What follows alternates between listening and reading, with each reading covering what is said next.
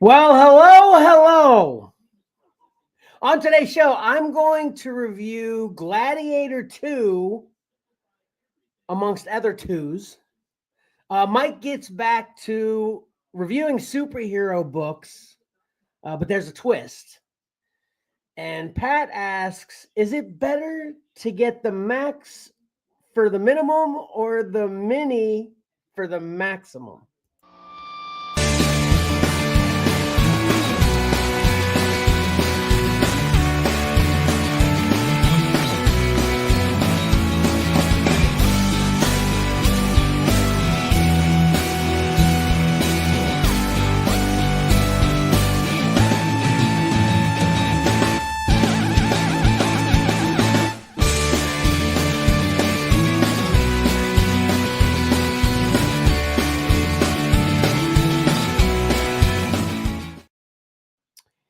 Welcome to your favorite live streaming, whatnotting podcast, Comics and Collectibles in the Crawl Space. I will be your host for the day, Kevin, but I will not be hosting alone. Of course, Patrick is here. I am here. Hello, everyone. Hello. And then, thank goodness, Mike is here. What's up, fellas? What is up? And last but not least, we have Karen here today for everything to go smoothly.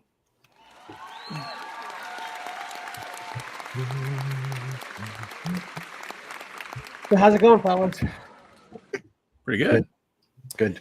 You know, once we hit like 5 million views, something like that, you know, a couple million, whatever, it doesn't, any million's fine.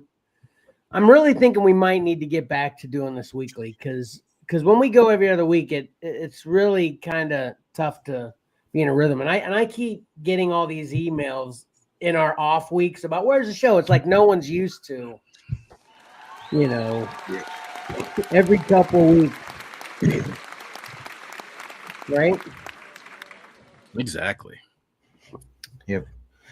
Yeah, but then the opposite of that comment is that this week is a heavy week, though. We've got lots to do and lots to talk about, not only for this show, but then I've heard the grapevine. We'll talk about it later, of course.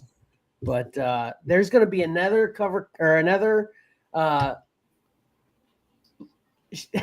Comics and Collectible show tomorrow. Xcellar Comics, that's it. Xcellar Comics show tomorrow, and then another Xcellar Comics show on Monday. Yeah, all kinds coming out. I got to talk to somebody in scheduling because that's heavy. That is a lot. It's a lot of work. It's people don't realize how much work there is involved with this stuff until you really get into it, huh? Yeah. Speaking of a lot of content, I've got a lot to talk about today on my segment. Did you guys have anything you wanted to say other than well, you didn't say much besides for me anyway, but do you have anything you wanted to comment on before I get into my lengthy segment? No. Mike? Beckett? What's Beckett have to say? Jeez, he's outside. You should hear when him and we got a new puppy when the puppy, whose name is Wayne, by the way. Nice. It's called Mr. Wayne after Bruce Wayne. When they start talking to each other, they don't have an inside voice. Right. Yeah, right. Hey, since he's got that name, I've seen pictures, but I haven't really scrutinized the pictures. Does he have some kind of, what were we talking about recently? There was either a comic or a show we were talking about that there was an animal. Was it a cow that had a bat-shaped patch on above their eyes or something like that? Remember that? We were talking about that recently. Were we talking about that? I've seen that before. Yeah, I thought we were. Do you remember, Pat? No? Doesn't ring a cowbell. Yeah. Okay, well.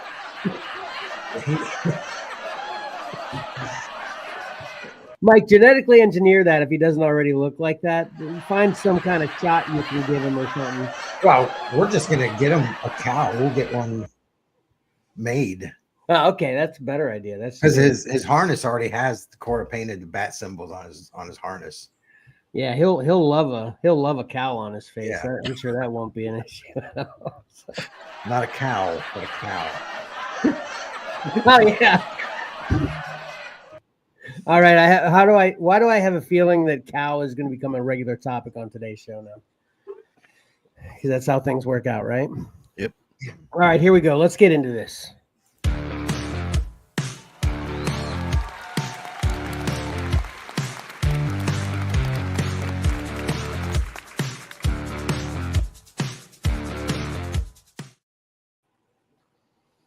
All right, let me see if I can find my stuff.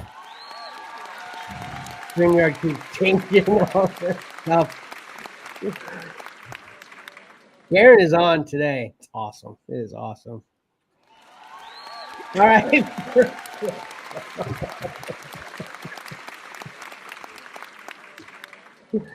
All right. First of all, I'm going to go back in time a bit, and so I don't really have a real heavy review on this, but I did want to mention it because I watched it, and it's geek culture. Finally got around to watching Bumblebee. This was kind of just incidental. It was one of those things that I one thing leads to another down a road, But I was like, I'm finally going to get this one watched because I've tried to watch it a couple times. But wasn't interested or didn't have time for one reason or another. But what's her name? Haley Stansfield, right? Steinfeld, yeah. Steinfeld. Okay, she is the bright spot of Bumblebee. Other than that, this movie is just not very good. I'm actually gonna. Did you see it, Pat? No, I heard good things about it though. You did? Yeah. Did you see this one, Mike? No. Forgot about it. I was gonna say one positive thing about it though. I mean, I could say like the special effects are fine, and as I've said many times, I like to have more lore in all of my geek preferences. So, having a origin story of Bumblebee's arrival on Earth and how he was here before the other Transformers is cool. I like that. But it's just not done very well in general. The story's okay in general as well, but then the acting and the comedic, effect of how they just in movies like this, I kind of think of Avengers doing it well in my mind with making jokes in serious situations to kind of lighten it to make it a whatever that style of movie making is. This tries to do that. It doesn't work well. But Haley Steinfeld is she's a bright spot of this. She does very well in this. But the last thing I was going to say about it is I actually like this better than the Rise of the Beasts, the last mainline Transformer movie. So that was the positive thing I wanted to say about it. I'll give this 6 smiley faces. It's right under the cusp of good, but isn't, in my opinion. And then speaking of my 2's, this is actually my first 2 as far as my teasers, because technically it goes Rise of the Beasts, Bumblebee, then Transformer 1, then you know what I'm saying? So this is actually the second installment chronologically of the Transformers movies. Yeah, I'm way behind. I've seen the first one, which is technically the third one. Right. Right. Yeah, exactly. All right. So then to my next 2, I watched Beeltlejuice. Have either one of you watched this yet, Pat? Yep. You both saw it? Mm-hmm. Yeah. Did you want to see it in theaters or did you just see it on streaming? Yeah. We were gonna go see it in the movie theater, but just never made it. All right, let's start with you guys then. Mike, what'd you think? I didn't love it. I barely liked it, and it might have been because I was expecting too much out of it, but also it seemed like it was trying too hard in a way. So it took me half the movie to even be interested in it. And I love Michael Keaton. He's one of my favorite actors. Of course. And I love the first Beetlejuice. And So Tim Burton in general too, right? Yeah. Yeah. It just took a long time for me to really get interested in it. And by the time I did, the movie was winding down. So I'm glad I watched it. I had a little bit of fun with it, but I probably won't rewatch it. Nice. Okay, Pat, what'd you think? I think everybody in the family enjoyed it. I swear we talked briefly about this before. I might have been talking to somebody else about it. Not enough Beetlejuice, just like the first movie. I mean, I think I don't know if this is true, but I saw an article where Michael Keaton only agreed to do the second one if he had the same screen time as he did in the first one. Oh, really? Okay. Yeah. But I thought, all the Beetlejuice parts were great. Mm-hmm. Yeah. It wasn't my favorite movie of all time, but yeah. So since you heard that, did you also hear an explanation as to why he wanted it to match as opposed to wanting more? No. My guess would be too much of a good thing, Maybe. I wanted to limit that amount of exposure. So I think we're all pretty much on the same page. Mike, the way you described it, that's pretty much spot on with me. I felt like it did try too hard to match the same exact energy that the first one had. And I was questioning myself as I was watching it, though. I'm like, is this because of my age now that I'm not feeling this the same way as I was feeling it then, which I thought could have an effect, right? We've talked about that with many things, right? Yeah, absolutely. But I think you also saying that it kind of was trying too hard to be that there may be a little bit to that as well. But I think I didn't hate it, but I barely liked it. So I'm going to go with that for you, for what you said, Mike, as well. Yeah. For anybody who doesn't know what happens in Beetlejuice, obviously Winona Ryder, I can't remember character names. I'm just going to talk about actor and actress names. Winona Ryder. Lydia Dietz. Lydia Dietz, okay. His daughter and her. Do you remember her daughter's name? No. Okay. So, yeah, what's the actress's name? Jenna Ortega. Yeah, Jenna Ortega, yeah. They're estranged because what's happened between the last Beetlejuice and this Beetlejuice is Lydia got married, has a daughter. She's divorced. And well, she's divorced. They divorced before. Yeah, she made a point to point that out. They got a divorce before her ex-husband, Jen Ortega's father, dies from a shark attack, which was funny, right? Or no, he died from a piranha attack. Yeah. Little sharks. Yeah. A bunch of little sharks. And Lydia uses her ability to see ghosts because of the events that happened in Beetlejuice to then start was she a live streaming podcast or was she actually a show on public access or something like that? Is that public access? I thought she was a public access show. But anyway, she has a ghost hunting type show and she's kind of famous. And I guess she's rich from this ghost hunting show. And her daughter resents her because of that, because she thinks she's a scammer. She's trying to be a scammer to make money off of lies, that she can't actually see ghosts and everything. So Jenna Ortega can't stand her and she misses her dad. She seems like she was closer to her dad and all this. And then the father from Beetlejuice, Lydia's father, also died.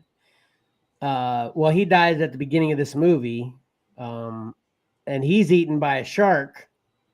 So the mother, what's the actress's name? Catherine O'Hara. Catherine O'Hara. Man, she looks good for her age, right? I mean, it seems like she's probably had some work done or whatever, but regardless, I think she looks nearly identical. Do you guys think I'm crazy? A little bit. Would you at least think she looks really good for her age? She looks good. She looks better than this than she did in Schitt's Creek. Did you guys watch that show? Yeah. It's like she looked rough in that show. Yeah, I'd agree with that. Yeah. But So anyway, so her husband is killed by a shark. So she calls Lydia to say, hey, your dad died. I'm having a funeral. You need to come home for it. So then, of course, Lydia calls her daughter and says, hey, your grandpa died. We need to go back. So that's what kind of gets them all back into the same house that the events of Beetlejuice took place in. And then not to get too into the craziness of all of that, but it's very similar, like we're saying, to the original Beetlejuice with the visuals and how crazy everything gets once you get Beetlejuice involved in your life. Because, and essentially, I can say this: so Jenna Ortega is fooled by another ghost. She's not even aware it's a ghost because she doesn't believe in ghosts. That's in town that wants to swap her. He's dead. He's a ghost, of course, and he wants to convince her to become to kill herself. I don't know how to describe it, but to trade herself in this limbo world that the Beetlejuice things happen in. So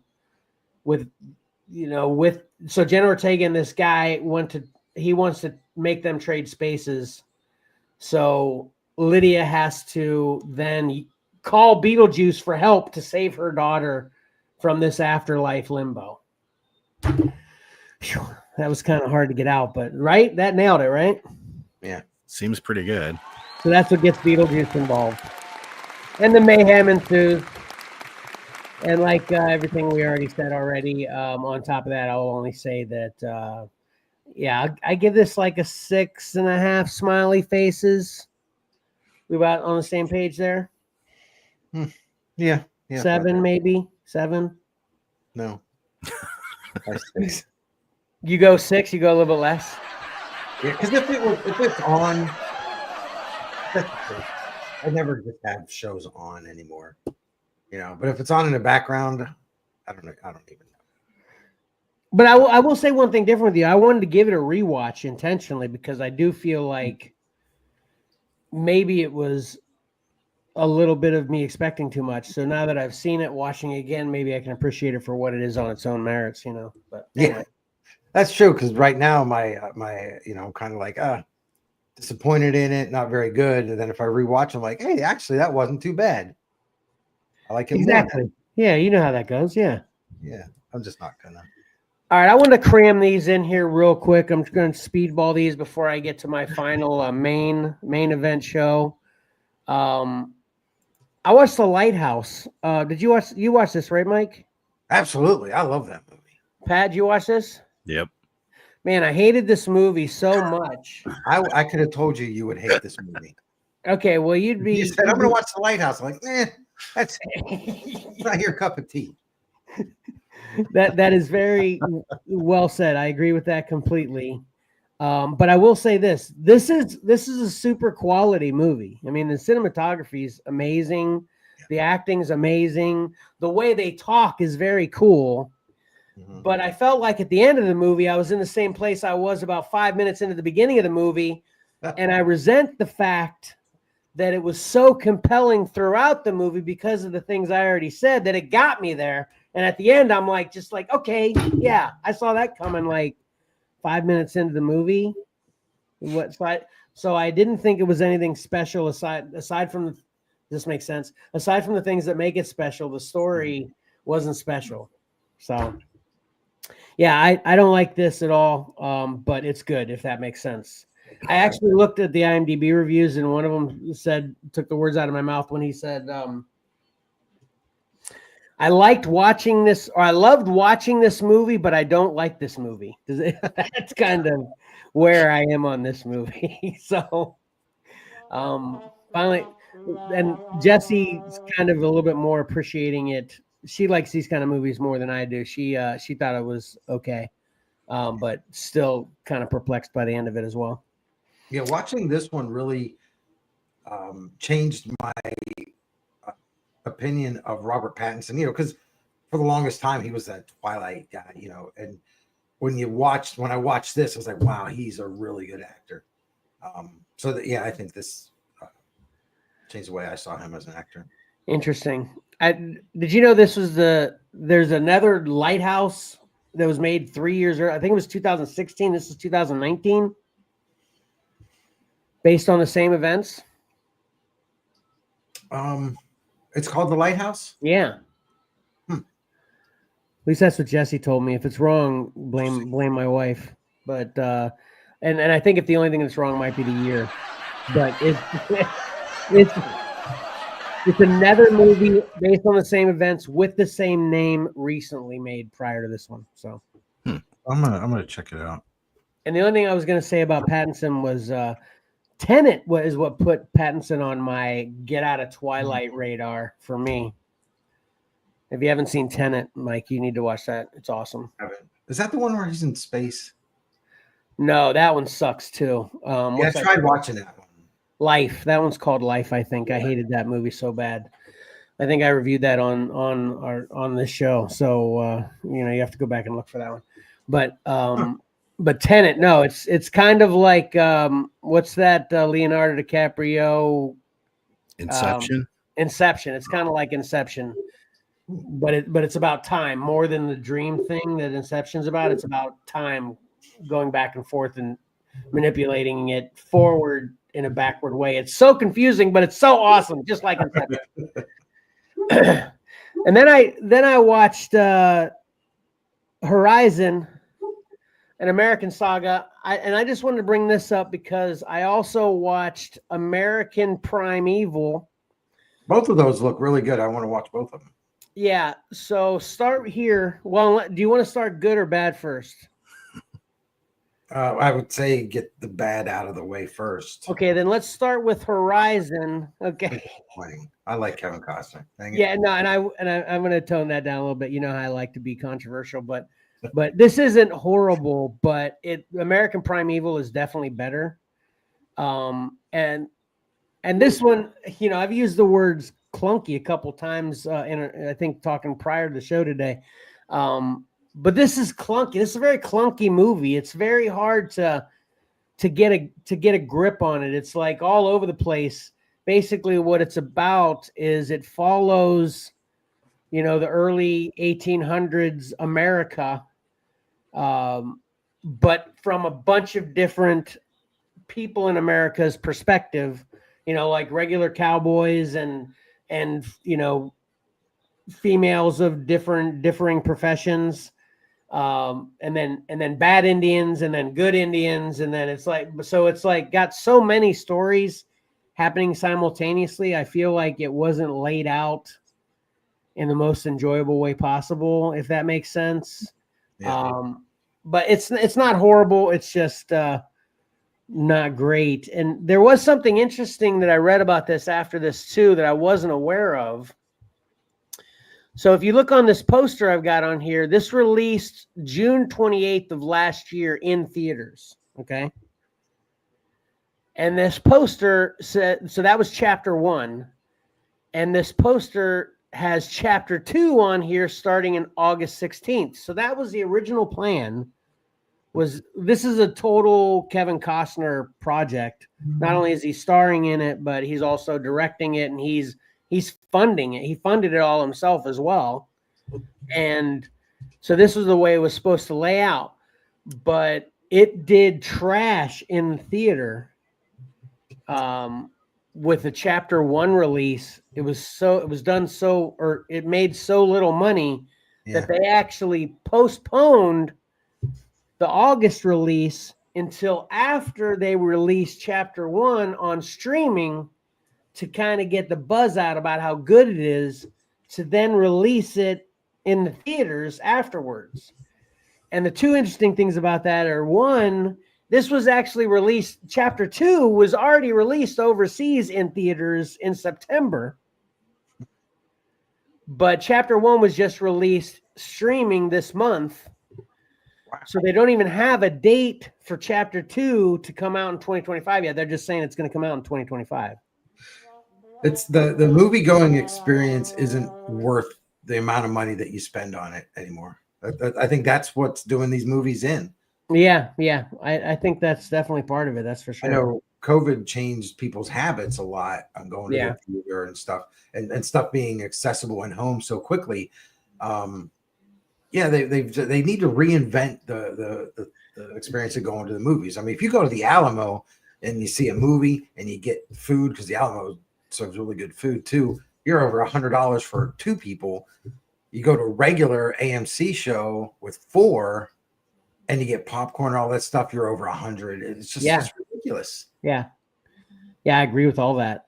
So anyway, I'm gonna give Horizon American Saga like another 6.5 smiley faces. It's not horrible. It's just not that great. It needs a rewatch too again because it was so clunky that I feel like I need to watch it again now, knowing what I know now. And I'll probably wait to do that whenever chapter 2 is going to come out streaming. Because I'm definitely not going to, like you just mentioned with the cost of theaters, I'm definitely not going to see chapter 2 in theaters. But then back to American Primeval, which is a Netflix original, starring Taylor Kitsch. He's from one of my old favorite movies. That's kind of a classic background movie that I love to play all the time, Battleship. And he was John Carter from Mars too, right? Or yeah, I think so. Yeah. Is that what that movie was called? Just John Carter. I think it was just called John Carter. Yeah. That flop, which is also another great guilty pleasure for me to have in the background. But I love Battleship so much. I have it on in the background probably at least 2 or 3 times a year. But anyway, I like him a lot. So in American Primeval, this is a story of a woman that needs to get across the country again in the 1800s to get her son to get her and her son to meet up with her husband, just to live for the rest of their lives. So she needs, help because she can't do it by herself to get across the country because of all the dangers that are happening in the country. Taylor becomes a kind of an unwilling participant in this venture. She actually goes to him to ask him to help her, and he says he has no interest in doing that. But then things happen, so then he becomes involved, and things keep happening to keep him involved. And then all of a sudden, he's voluntarily helping her. So this is a crazy movie, but this is very good. It's very streamlined. There's nothing clunky or confusing about this. It's kind of a point A, point B kind of movie with a lot of meat to it, and a great story, great acting, great visuals. I love this pretty much in every way. And I did have a thought when I was watching this, especially having watched Horizon as well, that Mad Max and all this post-apocalyptic movie type action type stuff. Mm-hmm. Those have to, I don't, I'm not read on where people have become inspired by these post-apocalyptic type movies to make them.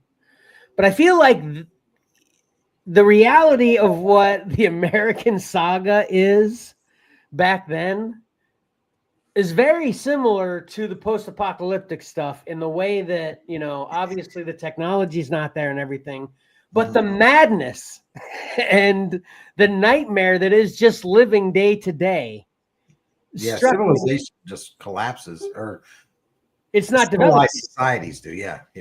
There's very few pockets of civilized society, and to get from one to the other is insane, And it's not because of the typical, old school, just Indian problems, but it's cowboys and bandits. And a very interesting part that never even dawned on me I'm sure I probably have read this at one point or another in my life, and I've forgotten it completely.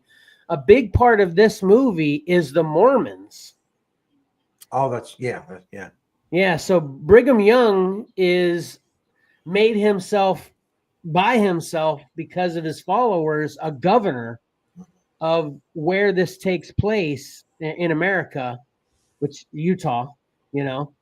And have you guys ever heard of Fort Bridges?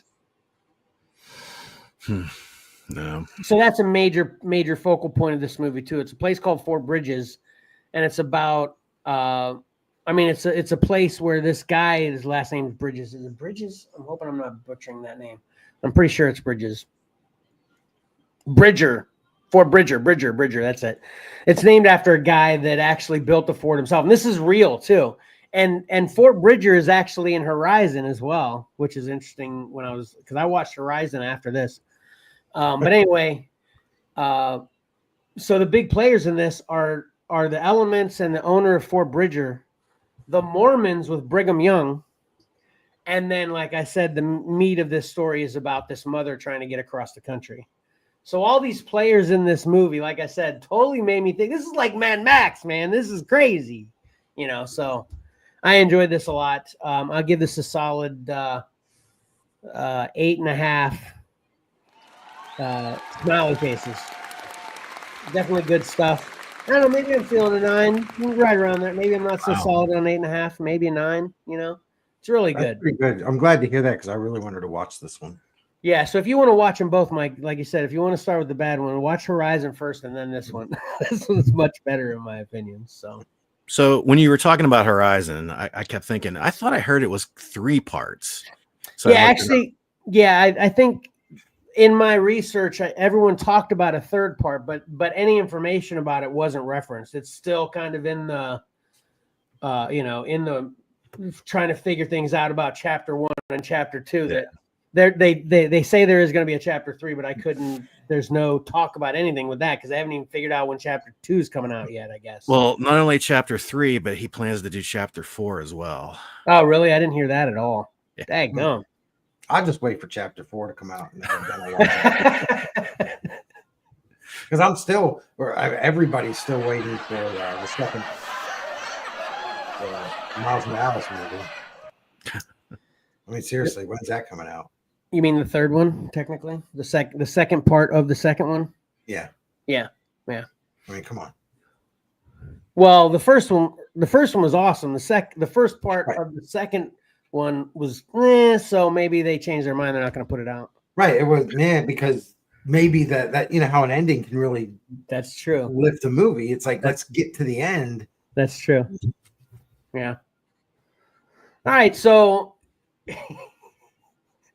I didn't even I wanted to make another 2's reference. So I watched 2 Western 1800s. So that's my next 2's. And my final 2's, I put these things together in my head and then they don't play out the way that I think they will during the show anytime. But anyway, my final 2 is Gladiator II. Mike. Kevin. Have you seen Gladiator II? Unfortunately, I have not. Well, it's free now. It just came out last week, so you can check it out. Oh. Well, I know what I'm doing tonight. Awesome. Wait, watching American Primeval or Gladiator 2? Well, Gladiator 2 because I know Emily really wanted to watch this one. Okay, good. Pat? No. Freeware, Kevin. Is it on Max? No. No, it's on. I just want to make sure before I speak out of turn. It is on Paramount Plus, free. Yeah, Paramount Plus, Pat. Take it. Yeah, which one do I have? I don't know which one I have. Well, anyway, yeah, it's free on Paramount Plus. So maybe I watch Beetlejuice. Yeah. That was on Max. And this is streaming. Yeah, this is streaming everywhere. Okay. But Paramount Plus is where it's free. So, I mean, if you want to pay, $5, you can watch it and on any of my things. You guys rent? Do you guys rent digital movies? Very rarely. Maybe one. I've maybe done it twice ever. Yeah. I don't rent I either. I either wait for it to be free or pay the full price and just have it forever. You know, That's why I don't go to the library. I'm not going to check out a book that I'm going to love and want to own. exactly. Buy it. That's why you're right. And especially with the rental charge, it's not even like the rental charge. Come on, charge me $2. Why are you charging me $5? You know, I mean, it's way cheaper in the theater, of course, but why am I going to pay $5 for a movie I'm pretty sure I'm going to love rather than if I want to buy it and just wait for it to come down to $10? You know, that's where my threshold is, I think, you know. Anyway, I don't know how much you guys don't want to hear about Gladiator 2. I'm not going to get into too much of the, you know, any surprises or the meat of this. But first thing that I thought was pretty interesting, this is going to be super silly. Every time I tell it to somebody, they don't ever think it's as interesting as I feel like it was. So why not share it to the masses on a podcast? You know, but Pedro Pascal is in this, of course. But the main actor's name is Paul Mescal, which I thought was so crazy. No, you guys don't know that either?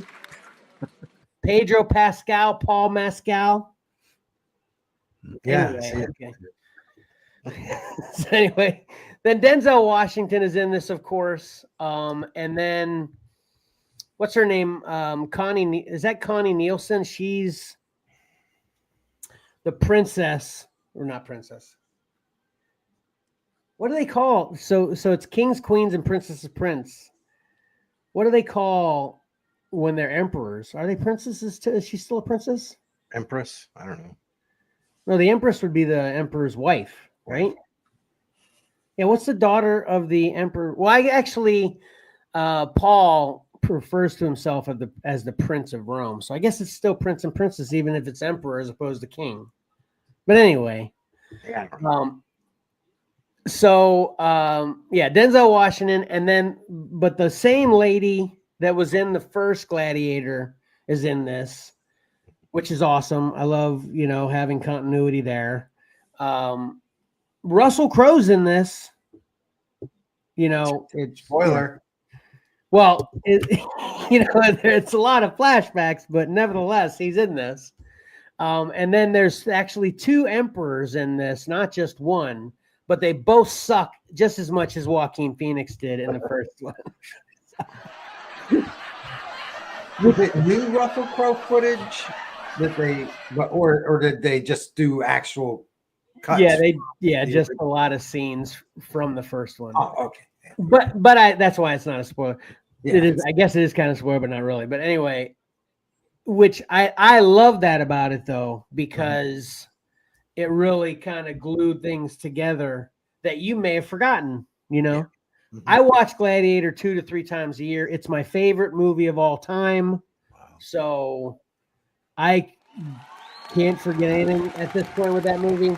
But that's what I was thinking while they were playing. I was like, oh, that's cool to have that kind of glue things together, you know. So my first complaint with this though is at the beginning of this, they have a little, it's just like the beginning of the original Gladiator, that, you know, kind of a little explanation of where we are in time, a couple sentences, you know, prior to even the first scene coming up. They did that in this one as well. My complaint is they didn't explain. They explained where we were, but they didn't explain how we got to where we were. And that's what I was really kind of perplexed about. I still am to this moment, because I've actually done some research on the real life stories of the characters that are in this movie. So this is a fictional movie, but all the characters, I shouldn't say all of them, but the main characters are real people that really existed in Roman times. Okay. So Denzel Washington's character actually existed as a real person. That's one of the hubbubs about this too, because he's an old white guy. You know, some people were bitter about that. But then the emperors, these are twin emperors. They're twin brothers. That's why they're both emperors at the same time. They existed in real life too, but it didn't explain how we got from the ending of Gladiator to the beginning of this in the way that, you know, I thought the reason, spoiler alert, the reason Maximus died at the end of Gladiator was to save Rome and, you know, from all this tyrannical madness that the Emperor and Joaquin, you know, were putting on the Roman people. But at the beginning of this movie, we're in the same exact spot. We just have different emperors. It still sucks to be a Roman, you know, because you never know if one day you're going to get decapitated or be able to have enough food to eat. You know, it's that kind of thing, which was the reason Maximus died. So I'm like, well, All for nothing. yeah, did we at least have a minute of peace? Because this movie takes place 16 years after the ending of Gladiator. So did we have peace for 5 years and then now it went to crap the last 11, or was there ever peace, or what happened here? Right. You know, so that was my biggest problem with this out the gate. I was like, how did we get here? So it took me a little bit to just kind of start ignoring that. You know how you get something in your head and then you need to ignore it. But like I said, then it started to draw me in with scenes from Gladiator. And then of course, all the actors in this are amazing. Actors, actresses are amazing. Dialogue's great. The story's really good. I do feel like the movie Gladiator is very complex, but not too complex, in my opinion, if that makes sense. This one might have been a little too complex to be a follow-up to Gladiator. Like, I think I told my wife, I think if Gladiator was 50% dramatic story and 50% action, this one is 70% dramatic story, 30% action. I don't even know what that reference is from Chelsea. As with most empirical process, which part is that? I'm guessing she says there's always another tyrant to replace the outgoing. Oh, yeah. Yeah, if a void's created, it will be filled by something. Well, the idea was that we were filled with the Senate, you know, and have the Senate have power. That's what the dream of Rome was, I guess. But anyway, so like I said, this is like 70%, you know, dramatic storyline, 30% action. But both of those are still quality, though. You know, it's definitely a different feel than the first Gladiator. Do you guys know who Taylor's character is? The main guy here? Or no, not Taylor, Paul Mescal's character is? No. I don't know, but I thought that he was the little boy in the first one. Exactly. Her son. Yeah. Joaquin's nephew. Yeah. Exactly. That's who he is. Yeah. Ooh, I picked that up from the trailer. Yeah, good job. Yeah. Which I love that about it, you know. Mm-hmm. And Denzel is a slave, a gladiator slave kind of guy. You know, they kind of had that similar character in the first one as well. Mm-hmm. You know, the guy that profited from having slaves to be gladiators. That's who Denzel is. But like I said, Denzel's an actual character, or an actual person in real. Denzel's character is an actual person in real life too. So, anyway, this is definitely a high quality movie. I liked it a lot. I give Gladiator an easy 10 for me. Like I said, that's my favorite movie of all time. I'm going to give this 8.5. I'm not going to say solid because I'm going to do the same thing I did with the last movie, but I'm going to give this 8.5 smiley faces, maybe leaning into a 9. I need to maybe watch it another time or two to get it up there, but it's definitely quality. It's at least an 8.5 smiley faces. I enjoyed this one a lot. So.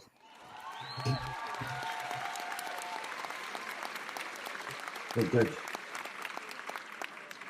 So no Silo?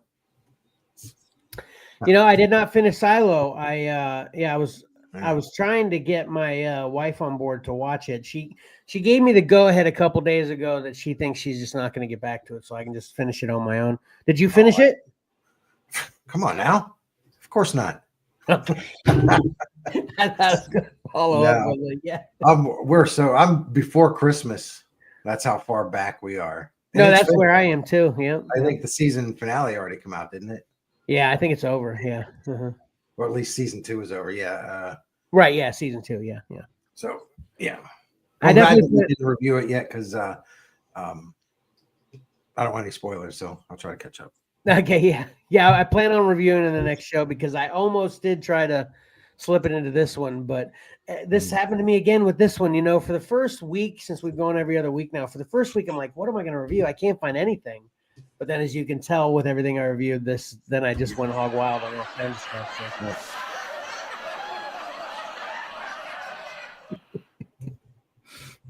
All right, so that'll do it for me. Cool. No more 2's. You know we can get into. Pat, come on. You know we can get into What? some 3's. Oh yeah, there you go. Yeah. Nice. You ready for 3's, Mike? Yeah. I'm gonna get some more. Wait, you can't do that right now.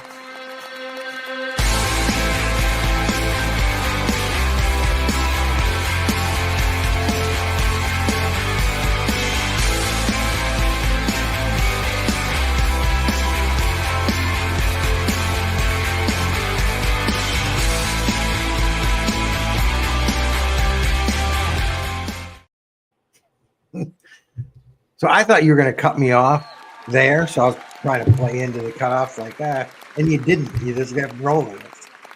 Yeah, I told you last time I could tell it was getting old. So I'm gonna basically what I'm gonna do is I'm gonna stop doing that until you get used to that I'm not doing it anymore, and then I'm gonna do it.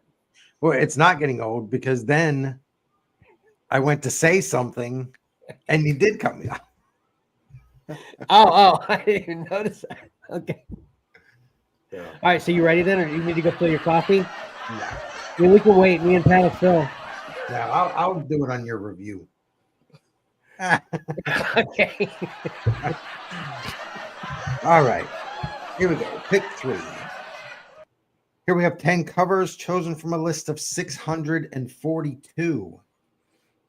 These have a shelf date of Wednesday, January 29th. While we're on the number 642, we'll just jump down there and you can see Silverhawks. There were 55 covers for that book. That's insane. So, all right. Is Let's this the A start. cup? We'll talk about all that later. Yeah, sorry. Yeah. We'll start off X-Men number 10, Ryan Stegman. Moon Knight number 4 by Philip Tan. Psylocke number 3, Pablo Villalobos. West Coast Avengers 3, Ben Harvey. Hello Darkness 7, Miguel Mercado. Star Wars Ewoks number 4, the John Tyler Christopher action figure variant. Storm Life Dream number 1, Olivier Coipel. Dust to Dust 2, the Dave Johnson 1 and 10. Silverhawks number 1, that is the A cover, Lucio Pereiro. And Red Sonja 18, Jenny Frizen 1 and 15. There you go. That's awesome. Hey, Pat, I got a question for you. Man, I want to ask all these questions before we even start talking about the 3. That's okay, though, right? Yeah. Pat, has there ever been an Ewoks action figure that looked like this? I would assume so. Yeah? Yeah.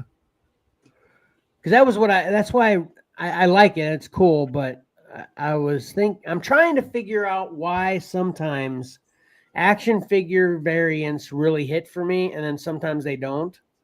And I was thinking with this one, maybe it's because this is like a fictional representation. Like this never actually looked, they never actually put out Ewoks on this card or anything. But if you're thinking they did, maybe that's not it then. Apparently, maybe it's just because I never saw it. If it actually did exist. But does that happen for you too, where some action figure variants just don't work the way that others do? I guess so. Yeah. Are you an action figure variant fan in general? No. No. And I'm also not an Ewok fan, so. Yeah, I check both those boxes too. Actually, maybe that's part of this one as well. But this is definitely a nice cover, though. I don't know why you voted for it then, Pat. Wait a minute. Just kidding. All right, cool. Let's get into the 3 before I continue. Then, Mike. Okay. Oh, geez, these are all out of order on my thing here. Okay, third place. We have X-Men number 10, Ryan Stegman. Very nice. Yeah. What? Ooh. Aaron's not a fan. I was thinking this one could have possibly been number 1. I like this one a lot. Wow. Yeah, I also voted for this one. I don't know if this type of cover has ever been done before, but I thought it was a cool layout. Yeah. Neat idea. I'm not a fan of that Cyclops uniform, but I think the cover's fine. Yeah. Mike, did you vote for this one? I did not. Yeah. Nope. But I liked it enough to put it on here. Yeah. They all got your vote originally. Yeah. Yeah, initially. That's what was it Emily or one of the kids said, well, which ones are yours? I'm like, they're all mine. This isn't cover combat. Right. All right. In second place, this is back-to-back shows. We have a Red Sonja book placing.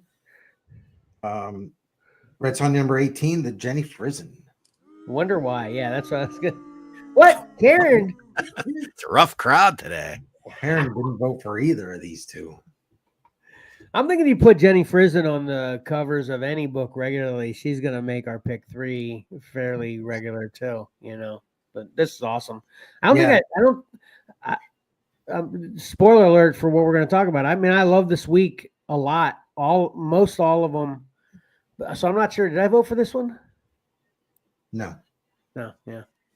I think this one didn't make the cut for me because of other things I've said in the past, that the focal point, which is Red Sonja, to me, is very small on the cover. Like it's mostly wooded things, that take up the majority. That's why it didn't make the cut. But I love this cover though. It's cool. Swords are cool. Frame's cool. Loved it. But it's kind of what I did like about this one being a Jenny Frison, because normally she has that big woman. All of her covers have the same layout, the same up close, and this one's kind of, you're getting more of the boring stuff.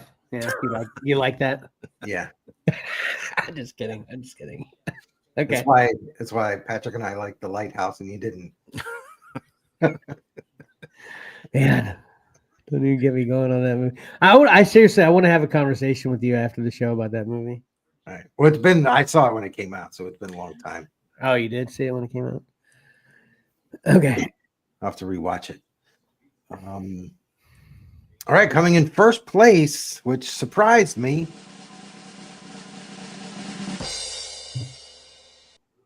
Wow. Dust, number 2, the Dave Johnson 1 in 10. Again. Karen, take the loop off. I thought at least she didn't boo this one. Yeah, that's true. Wait for it. I know I am, because I was looking to see, did she vote for it? Oh, here comes the boo. Karen, you got 0 of your votes in the top 3 then this week? Yeah, I think she put all 3 on Storm. Oh man, I'm looking at, she was trying to boo that. Oh, there it is. She put all 3 on Storm. Yeah. Yeah, this one surprised me that everybody liked it not enough. That is surprising to me too. Yeah. Everybody are just my family, Mike. Your family and my family. Well, I think it got 1 from my family too, right? Yeah. Yeah. Yeah. Yeah, I actually pre-ordered this one. It's definitely cool, but yeah, again, just didn't make the cut because I like so many on this week. Yeah. So there's only one I didn't like this week. All the rest were in the running. Okay. Well, one got 0 votes. Do we want to guess what that is first? Pat, you want to go first? West Coast Avengers. I'm gonna guess Ewoks. Kevin, you are correct. Ooh. Nice. West Coast Avengers actually didn't have the fewest. Yeah, I like that one. Yeah. So which one didn't I like of these 10? I'm gonna guess Storm. Pat? Hello, Darkness.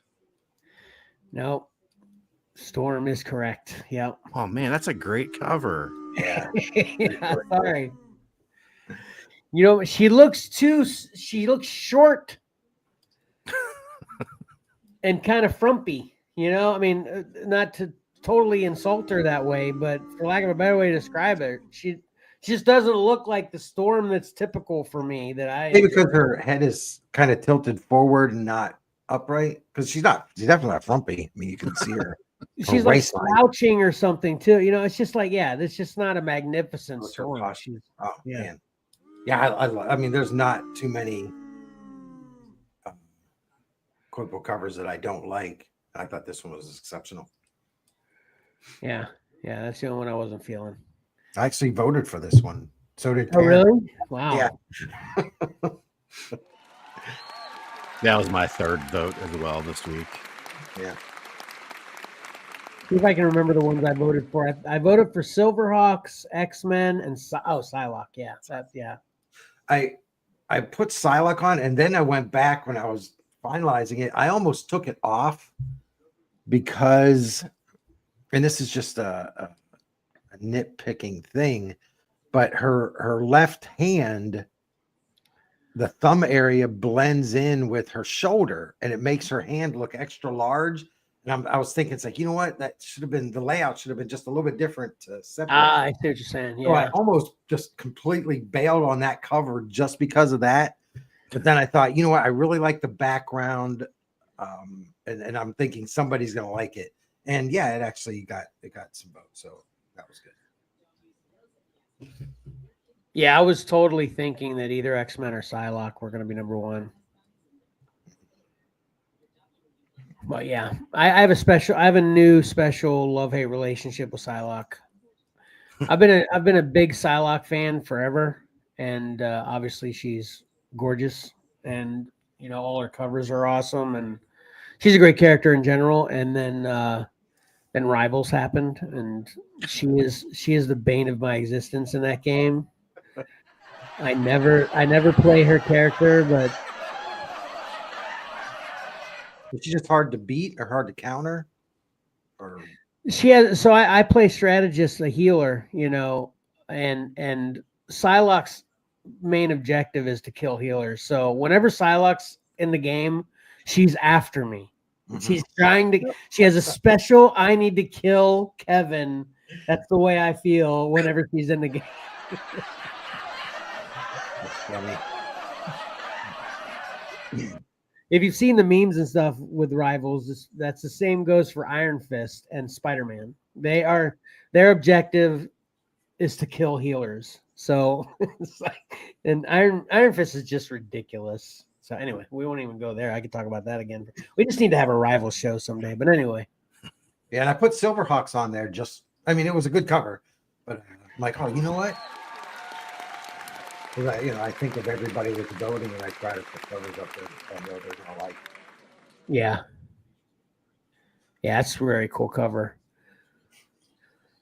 I definitely plan on getting that one. And the Ewoks one I put up because, Christopher does a lot of those action figure variants, and after a while, it's the same, because they're just emulating the card that the covers come on. But I thought, oh, this one's really different than all the other ones. Yeah, that's what I felt too. Yeah. And when all three, Emily, Cora, and Mark, every time they're scrolling and they got to that one, all three of them like, ugh. Really? Yeah. Wow. I was like, okay. Yeah. Logray was actually, as far as Ewoks go, Logray was actually my favorite Ewok too. He's very cool. Yeah. So there you go. There's your right. 10 covers. Go get them all. I'm going to get 9 of them. I'll buy all 10. I'll give Karen Storm. Yeah. That would be a great foil cover. With that background, those colors. Yeah, yeah. Yeah. Oh, that Psylocke would be a great foil cover too, with the way that is. Yeah. Yeah. Foils Anyway, seem- what's that? I was just gonna say foils seem to work with everything, though. Really. Yeah. But anyway, go look at the Silverhawk covers. Now, there are 55. Now there are some, like there are Mark Spears. I think there are like 10, but it's all the same cover, just different colors. So there are some really neat covers for Silverhawks. Yeah. I had trouble picking exactly which one, but I figured, it's like, you know what? I'm just going to go with the A cover. It'd be the most prominent one on the shelves, probably. So there's some neat covers. Go check them out.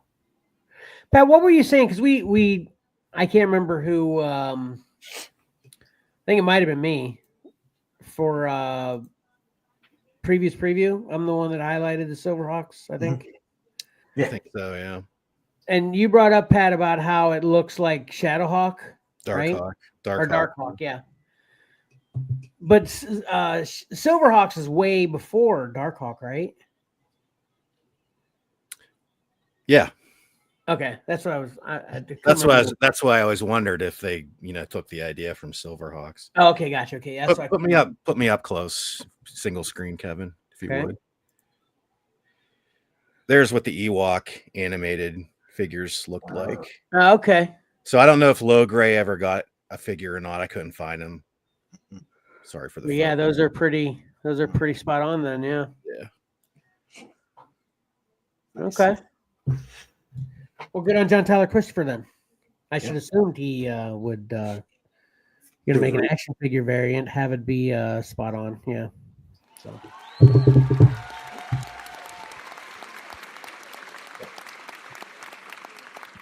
All right, very cool. Ready to get into, I hear through the grapevine, Mike, a superhero review might be inbound for you. Is that I thought we wanted to talk before we got into that. We want to lead away from pick 3 with an announcement. Yeah. Ooh. Let's get to, that's true. Yeah, thank God for Pat. Yeah, that's true. Okay, so we've got Cover Combat 11 premiering this coming Monday, 2 days from now, January 27th, 8 p.m. Eastern Standard Time.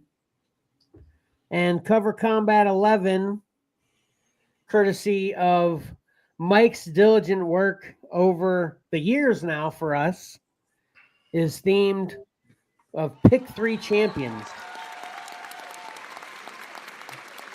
Right, Mike? Yeah. It's the first 64 Pick 3 winners. The first 64 Pick 3 winners. So... And if you can believe it, that only took us to it took us to February 21st, 2024. So from the very first one to there, that was beginning of last year.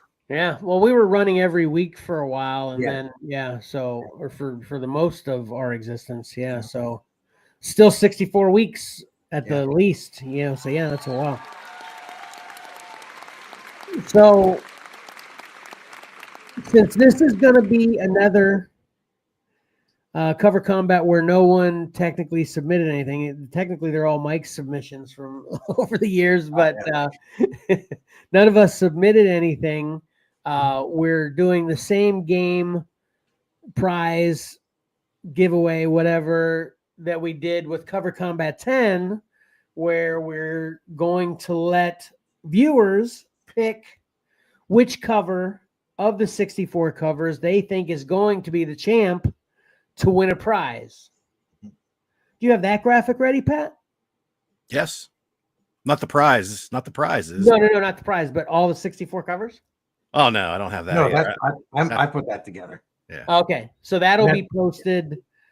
We're going to post that after today, or after, when do you plan on posting that? Do you have that together already? Monday. No, I'm halfway done. Okay, gotcha. Okay. It's like, We wait, should talk today- about this stuff prior to. That's all right. This is the way I envisioned it. Monday's show was going to be revealing the covers. We got to look at each one of them. First 32. What's that? The first Oh, 30. no, the matchups? No. I thought we reveal all the covers and then everybody gets to pick their one cover that they want to claim. Okay. I thought Monday was going to be round 1A. Oh, I'm really far away from that. Okay. Well, this is good clarification. When they do it Monday. We're doing a cover combat show, but that will just be the reveal of the covers involved. Yeah, then people will have like a week to claim their cover, Okay, and gotcha. then we'll do the matchups. So then today what we're revealing, I'm assuming you were thinking I was asking Pat, is we're getting a look at the first look at the logo then. Correct. Yeah. Okay. We should chat more often. What's funny is we do. It's just we don't iron things out. Right.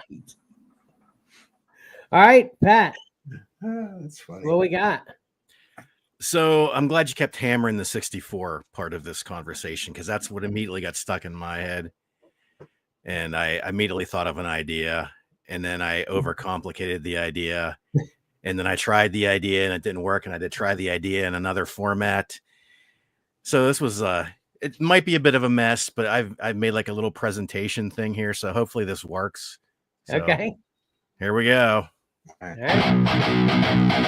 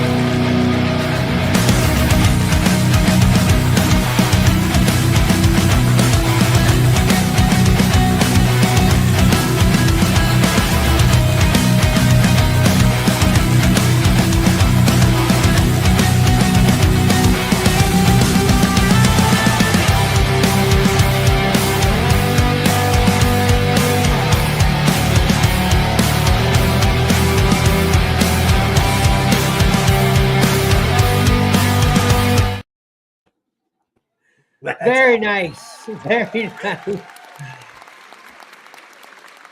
Man, that wasn't even on my radar at all, but I get it. Yeah, me neither. Yeah, that was very good.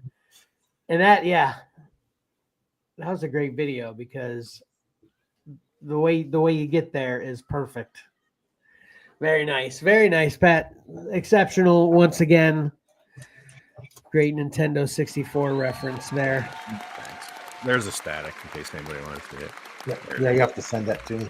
Yep. I love it. Awesome. I saw, was that Jerome Bettis? 36. Yeah. I tried picking out little things like that where I could, Yeah. Kent Colby 27, Heinz 57, Jerome Bettis 36, things like that. Very nice. That was awesome. I love it once again. Yeah, I love it. Yeah. My mouth is hurting. I was grinning so big the entire thing. Yeah. All right. So check us out Monday to see what all the covers are going to be involved, and get your pick in quick. And we'll reveal the prizes then as well. Right, Mike? Yeah. Join us Mondays when we figure out what's going on together. All right, cool. Then let's get into what we read. Right. Sound good, Mike? I hear you're going to review a superhero book after a long sabbatical from any superheroes. I'm afraid to say anything.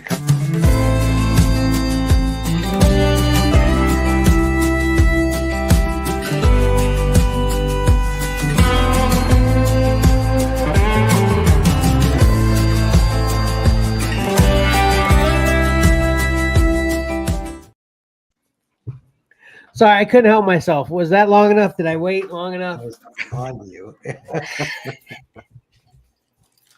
All right, Mike. What twist are we getting? All right. I read Batman Dark Patterns, #1 of 12. Now, it's a superhero book, but this Batman is more in lines with the detective side of Batman, not the superhero side of Batman. Okay.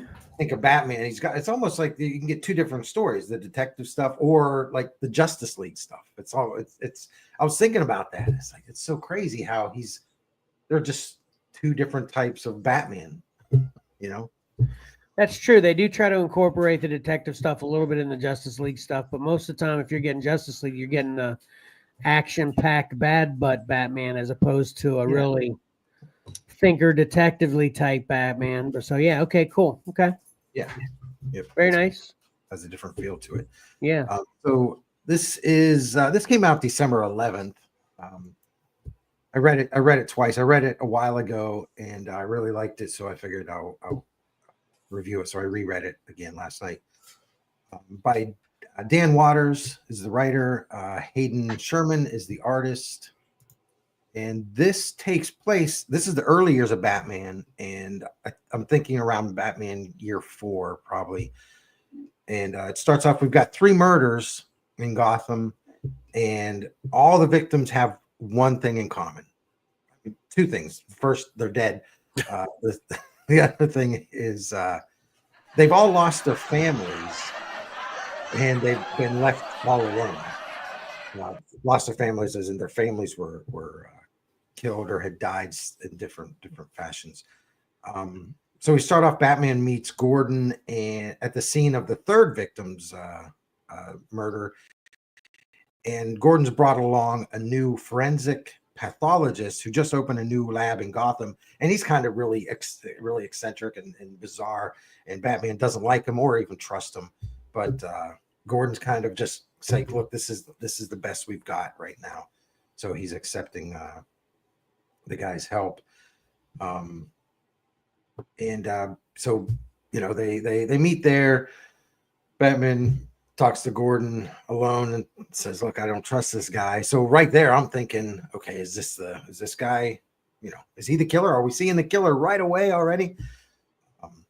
He goes back to the Batcave, and that's where, Bruce kind of figures out who the next victim's going to be using his awesome detective skills. He goes and he stakes out that guy's apartment, and he's kind of outside listening, and the murderer shows up. So Batman kind of, crashes through the window, and we get a good view of the killer. And this is just really good detective storytelling. It's dark and gritty. I have some of the interiors, which are just fantastic. There's the first page. I just love that scene of Gotham. You can see the Batmobile there, right, way down the end of the road. So that's just great shot of the bat symbol or the signal in the air. All right, what I missed? Can you start over? Yeah, just rewind. I'm just kidding. Okay, I'll watch it later. Okay.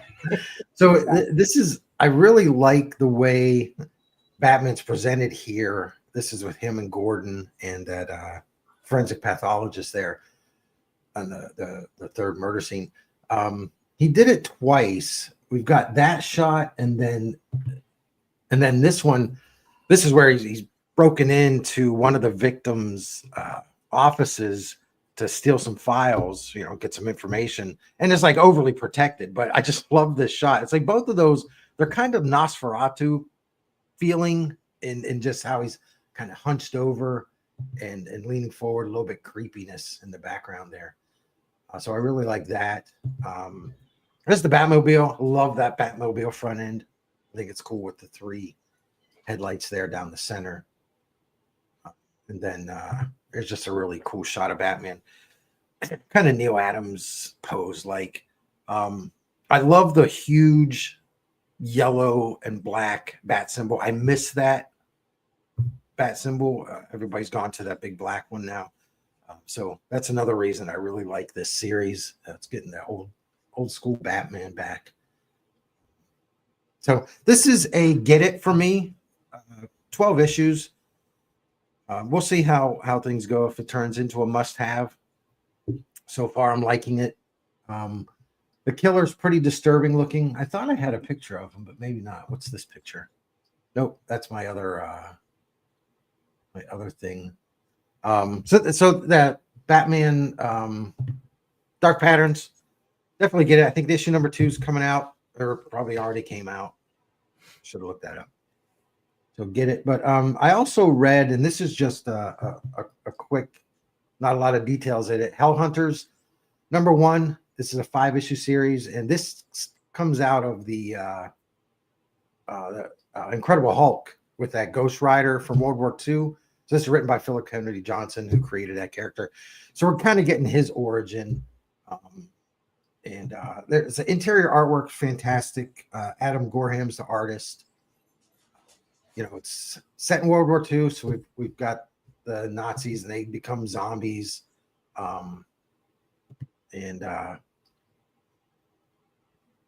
some more interior stuff. But I have the double. That's why it keeps putting it up. Same picture twice. So this right now, I really have no opinion on it. That first issue really felt rushed. They just jammed a lot of information in there. The cover's pretty cool. Wolverine is not in it. The only character we get, I think it's Nick Fury and the Ghost Rider. We get his origin there. So hopefully, I think Wolverine shows up in issue 2. I don't know why they stuck Wolverine in there. Well, you know why. Yeah. Get people to buy it. Yeah. So we'll see. This is no opinion yet. We'll see what issue number 2 brings. So that is my get it or forget it.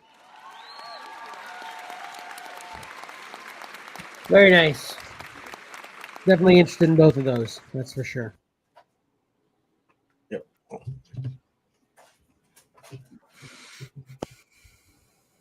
right, Pat. Yeah. I got 2 to talk about. I finally was able to get a copy of Deadpool Wolverine number 1. This is by Benjamin Percy and Joshua Cassara. Let's tell you this: if you like the movie Deadpool Wolverine, you're gonna like this book. Even if you didn't like that movie, you're gonna like this book. It's a brand new series, so you always feel like you kind of have to feel it out and see how things are going to go. And it started out like a number 1 sometimes does, where you're like, it has this establishing shot of a funeral, and you're thinking you're going to get like a bunch of background, just try to get the basic plot of the book going. But it was a total fake out, and it was a very funny setup with dealing with Deadpool. That you might expect with Deadpool at a funeral might be. I'll say it's like the movie, but without the vulgar swearing and cursing. So this might be right up your alley, Kevin. All right, cool. Thanks. And like I said in the past, I when I was doing the X-Men reviews, and we talked about this when I did the spotlight on previous previews for this book, was I think Joshua Cassara was born to draw Wolverine, and man, he's so good. Yeah, this cover is awesome. Yeah. There's I don't want to say too much about it, I guess. There's a mystery villain from X-Men past lore that's unleashed. He was kind of sealed up in this tomb, and they, of course, some bumbling idiots let him loose. And he sort of takes control of Deadpool in this issue. So it's kind of weird. You right from the start, you get Deadpool as we know him, the crazy wisecracking Deadpool. But then he kind of is reined in because he's under the influence of this mystery villain, who in turn, quote unquote, recruits Wolverine. He basically kidnaps Wolverine for this mission. And what this mission is, we're not quite sure. Our old friend that was in the Blood Hunt storyline that Kevin talked about, Maverick, appears also in this issue. I guess he came out of Blood Hunt intact, or the writer didn't read Blood Hunt, and he's okay.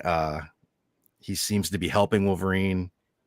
And then the mystery villain is revealed in the end. I guess I won't reveal who it is, but he's, if you're thinking about a book dealing with Deadpool, Wolverine, and Maverick, you might be able to guess who the big bad here is at the end. So it's definitely a strong get it right out of the gate for me. And that's saying something, I guess, because usually you have to kind of start to feel out how a series is going to go. But I think this really hit the ground running as far as the writing and the artwork goes. And I'm crossing my fingers that they can keep Joshua Cassara on art duties for a long time, and it's not like a 3 issues and he's gone sort of deal like Marvel likes to do, because man, just some outstanding artwork. Awesome. All right, and the second book I wanted to talk about, I'm a fan of this book. I know some people have had their complaints because there tends to be maybe not enough action for their liking. And that's sort of Jonathan Hickman's bag. He's a dialogue heavy writer at times. He's very character oriented in his in all of his books. And this is sort of like a tale of 2 books here, because if you're on board with what I just said and you're kind of a detractor of Hickman's work and you don't like these big talky scenes, the first half of this book is not for you, or the majority of this book is not for you. First of all, I was sort of sad because I got this after Christmas, and this was the Christmas issue. The ultimate books happen in real time because they're counting down to the Maker's return, who's the big bad of this new Ultimate Universe, who I've talked about before. And so this happens in December. So this is your Christmas issue. So first I want to back up a little bit of background, what's going on in this book, because you kind of have to know, is that Kingpin is the mayor. He's been set up by the Maker to have power. So he's the mayor of New York or whatever. The district thing, the United States is kind of all falling apart because of the Maker's reorganized things into his liking. But Kingpin's the mayor. Iron Lad, Tony Stark, is trying to jumpstart the Marvel Universe because the Maker took away everything from them. Like there was no Spider-Man before because the Maker stopped Peter Parker from being bit by the spider. So, the Iron Lad gives Peter the spider and a Pico suit for his costume. And he also, in the process of all the fallout from Stark Stain Industries being sort of blacklisted, Oscorp bought everything, all the remains of Stark. So Harry Osborn, Norman's dead. He died in the big attack on New York. Harry has all of basically the Iron Man tech, and he becomes the Green Goblin in this universe. And he's a good guy. He befriends Peter. It's not, I don't believe that they were friends before all this happened, but they're friends now. And Otto Octavius also works for Oscorp. Whether he turns out how you would expect, we don't know yet. So far, he's been on board. He's friendly with Peter and Harry, although Peter gets annoyed because he's a little too scientific for him, I guess. But in the last issue, okay, back it up. Kingpin has set the Sinister Six upon the Green Goblin and Spider-Man because he wants to eliminate them, of course, because they're a thorn in his side. Some of the Sinister Six has come after Spider-Man and Harry so far with not much success. Last issue, Peter was set to meet Harry for a stakeout. He never showed. And at the end of the book, he gets a text message from Harry saying, "Hey, I'm here. Meet me in this black SUV." And we see Peter supposedly meeting with Harry at the end of this issue. Cut to number 12. Okay, this is the Christmas issue. Sorry about the background, but you kind of know what's going on there. It's basically a comic about the Christmas party at Peter and Mary Jane's house. It sort of is cementing the relationships between the Mary Jane's family, the Watsons, Peter's family, the Parkers, and also in this universe, if I haven't mentioned it in past reviews, Ben Parker is the survivor here in this alternate universe. May Parker died in the same attack that Norman Osborn died in. So Peter has Uncle Ben in this universe, and Uncle Ben is partners with J. Jonah Jameson. They left the Daily Bugle because the Kingpin owns the Daily Bugle. They formed their own newspaper. They have figured out. Ben Parker figured out who Harry Osborn was, the Green Goblin, and in turn, it wasn't hard to figure out that Peter was also Spider-Man. So a lot of people are sussing out things in this universe, I guess. So they're all invited to this Christmas party. Like I said, it's just sort of like reestablishing and letting everybody know what's going on in this universe. And it kind of ends. Jonathan Hickman likes to do like full page graphs and full page icon setups and like full page just quotes. And he does that in this book. And you think the book's over because it ends on like a nice note. Oh, sorry. I should mention during this is important, dude. During this whole party, Mary Jane keeps getting a call from Gwen Stacy, who was married to Harry Osborn in this universe. And she's not taking the call because May Parker, their daughter, has her cell phone. She's keeping herself entertained, but she keeps telling her mom, Mary Jane, that Gwen Stacy keeps calling. She's like, "Okay, I'm busy. I'll get back to her." But you kind of know, something bad is percolating here because Gwen Stacy is urgently trying to get a hold of Mary Jane.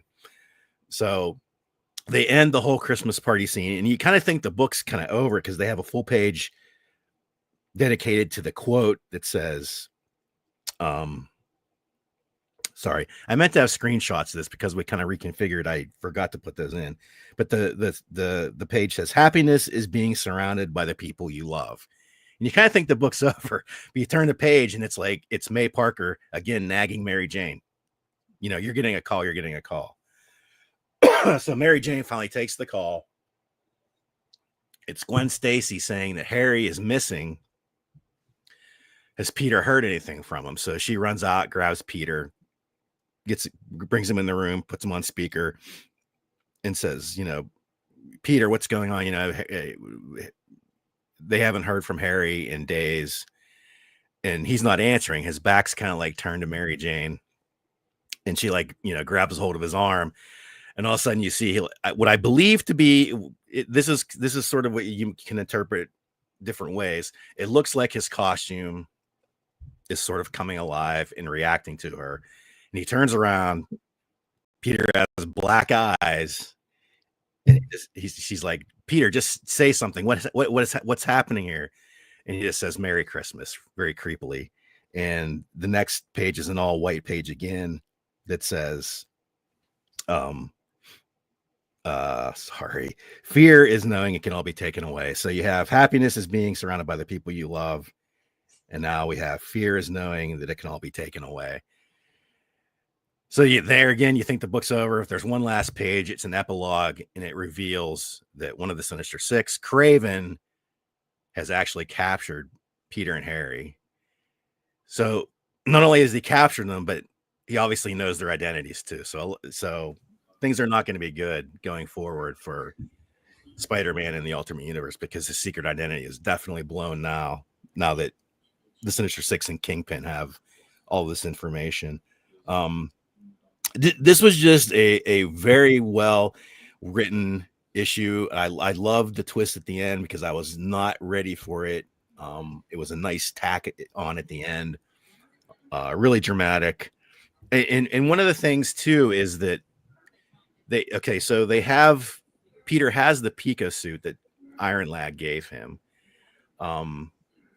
because he was such good friends with Harry Osborn, you know, he let Harry and Otto Octavius take a look at the uniform, and Otto was able to find out, sort of like in the MCU, dealing with, you know, when Peter got the glasses from Stark, that this Pico suit has like a user interface in it, intelligent interface, and Otto was able to access that, and he said, you can have this be anybody you want.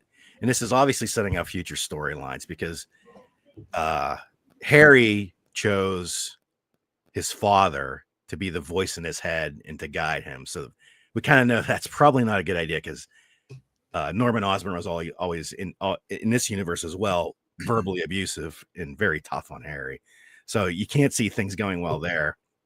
Peter chose himself, which is kind of weird, but I think it's possibly setting up like that this version of Peter in the UI could potentially go the Venom route, is my guess. But it's who knows? It's just all very speculative on my point here. But I've been on board for all the Ultimate books I've read. I have always thought this Ultimate Spider-Man is very strong. This is a must-have if you are reading Ultimate Spider-Man and you've sort of been waning, because I think things are going to kick into high gear here if you were a little disappointed with the maybe slow pace of Hickman's character development and not enough action. But if you're a Hickman fan, you kind of realize what's going on here.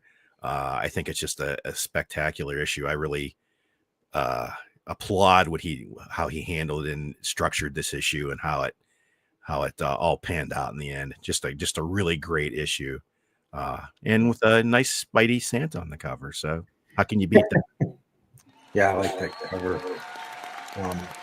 Dang, I stopped with issue 7. Were you reading it?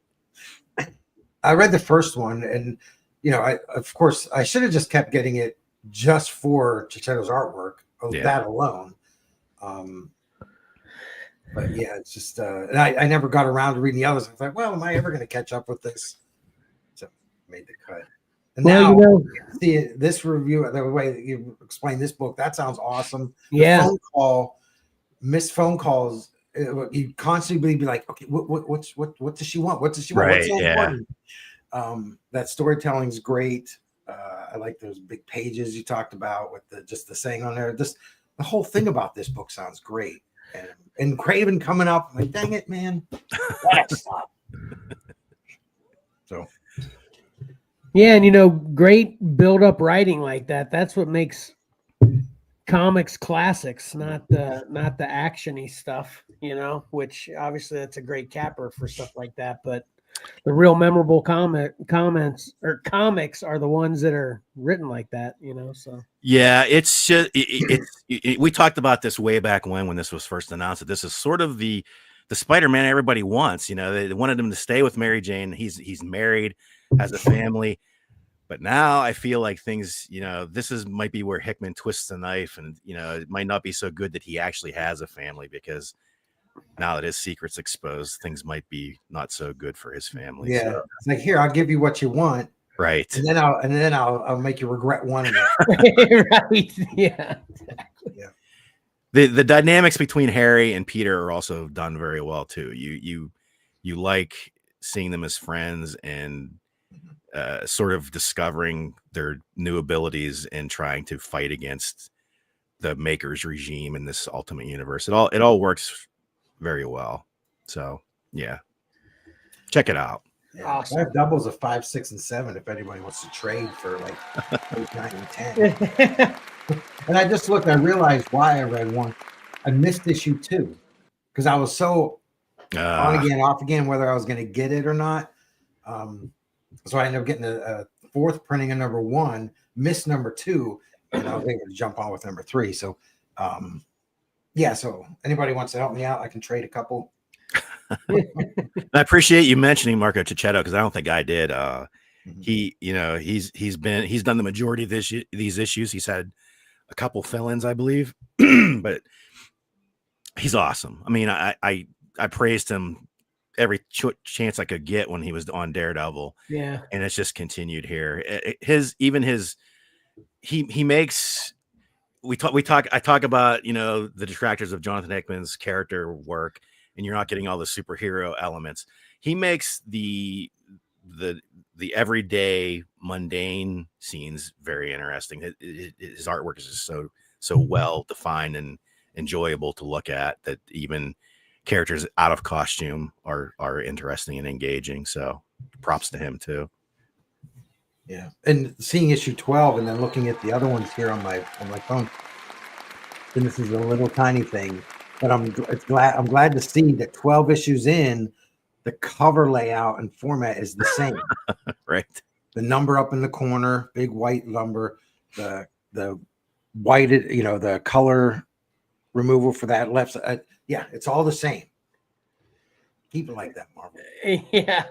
One nice thing about that too, if I don't think I've ever mentioned this, or I haven't heard anybody really mention this, is, you know, I think I have heard people complain about the white border, not the fact about being consistent, but just the white border cutting off the artwork. But the inside cover is always the plain cover without all the logos and numbering and everything. So that's nice. Oh, so you still get it. Yeah. Yeah. Yep. Yeah, consistency. Seriously, that's what comic book collectors are all about. Uniformity, consistency. Well, actually, you could probably just say book collectors too, because I've, you know, with my wife being our wives being big book readers, seems like those are big complaints with them too, with the covers on, you know, trilogies or whatever, where two of them will be the same design and layout, and then they mess it up for the third one. Everybody pulls their hair out with that. Comics and regular books alike. Yeah. So, and movies happens with movies too. Yeah. All right. Awesome. We should be in charge more. We can't do everything. We're supposed to be the experts. That's how we are. All right, cool, man. Following that, geez, oh man, this is going to be boring. But I read the next issue of Spawn that I have, which is 359. Continued record-breaking 359. Yeah, but you know, it doesn't say that anymore. I was wondering when that stopped. You know, I think it stopped in like the 340s. You know, but anyway, this is by Rory McConville and Brett Booth. And this gives it a credit of additional script by Todd McFarlane. I don't know what does that mean anything to you guys in particular? Yeah. What? The way I look at stuff like that, I think McFarlane goes and he writes, you know, an outline and maybe a couple points that he wants the writer to hit on, and then the other guy just does all the dialogue and the writing and stuff. Okay. That's the way I've taken that Todd's been doing Spawn. I'm just speculating on that. That's my take. Gotcha. Yeah, you're probably right. I didn't, but I just thought it was odd because I didn't note that. I don't believe with the last issue when I started to, you know, try to, you know, keep doing every issue I get of Spawn now. But anyway, little refresher from the last issue, jumping in, you know, after not reading it for so long. We've got in the last issue, Spawn saves this other hero named Lyra, which again, jumping in, not familiar with. Seems like there's all kinds of new characters coming out all the time with Spawn, so it's tough to keep up with. But nevertheless, in the last issue, if you recall, it really didn't cover a lot of ground in the story for me to do a lot of catching up. But basically, he saved another character named Lyra, who was being held captive to basically take her blood to create a virus to kill Spawn and all the other Hellspawn.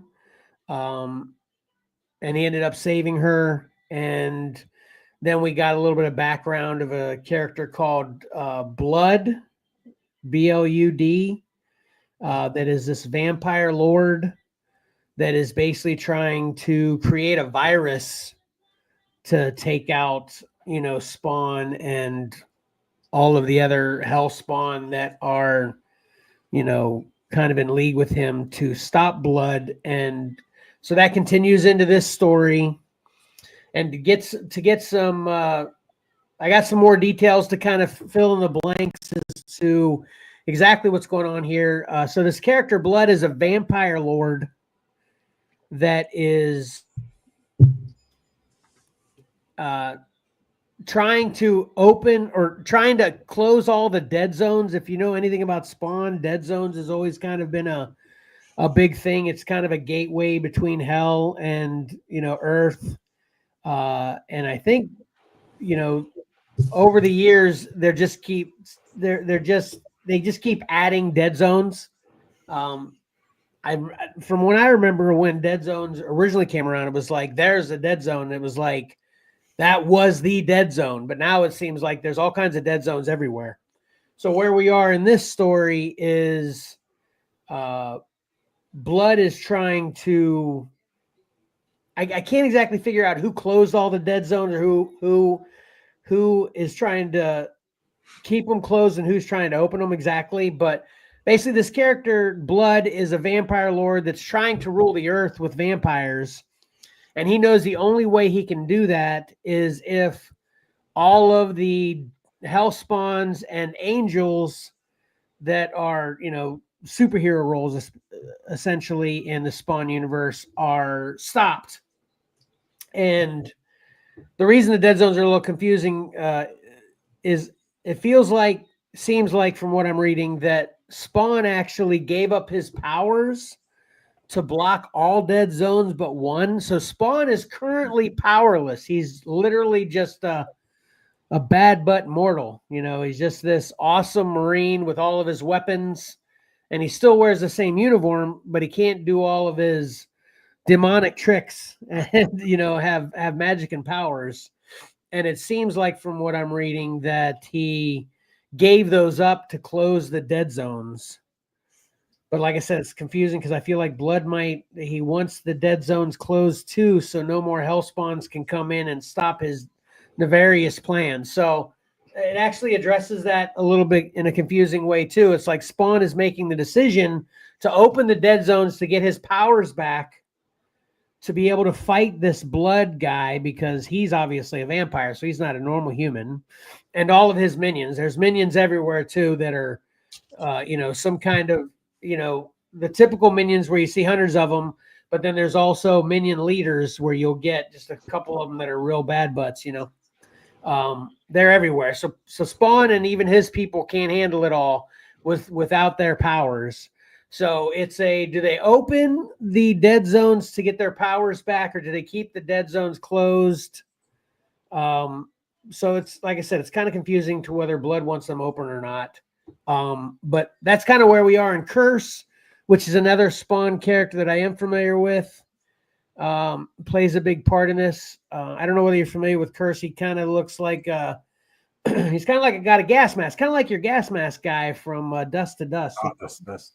Yeah, Curse is a character that kind of looks like that in the Spawn universe, and he's kind of a trying to earn himself into heaven kind of angel, but he's kind of extreme, and he kind of thinks he needs to get God's approval by killing bad guys, which that doesn't exactly check out. But anyway, so Curse plays a big role in this book. He's trying to recruit Spawn to get his powers back so then they can do what's right and get rid of this Blood character and all of his minions. And that's what's kind of happening. There's this zombie, the Queen of Hell character, and I call her a zombie. She's not really a zombie, but the Queen of Hell takes over a body of a dead person that's decomposing, and she's trying to convince Spawn to open the dead zones too again.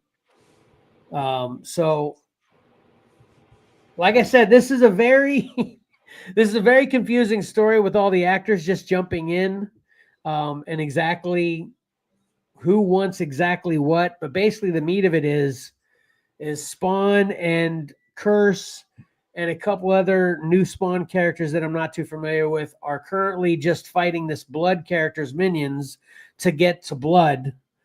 But Blood seems like everything that Spawn is doing is just playing into his plan, nefarious plans. His, everything Spawn's doing that he's thinking he needs to do to beat Blood is exactly what Blood wants Spawn to do to become the vampire lord of the earth. Sounds like a video game. Fighting all these minions to get to the big boss. Yeah, I guess. And even though I'm a little confused still because I'm jumping in the mid 300s after probably having not read another Spawn prior to that in 50 issues, it's a little confusing, but I thoroughly enjoyed it. What do you think of the art? I like Brett Booth, and I haven't. Yeah, it's great. Spawn work at all. Yeah, it's great. I should probably have some panels for you. Yeah, but it's good stuff. Here's a panel for you.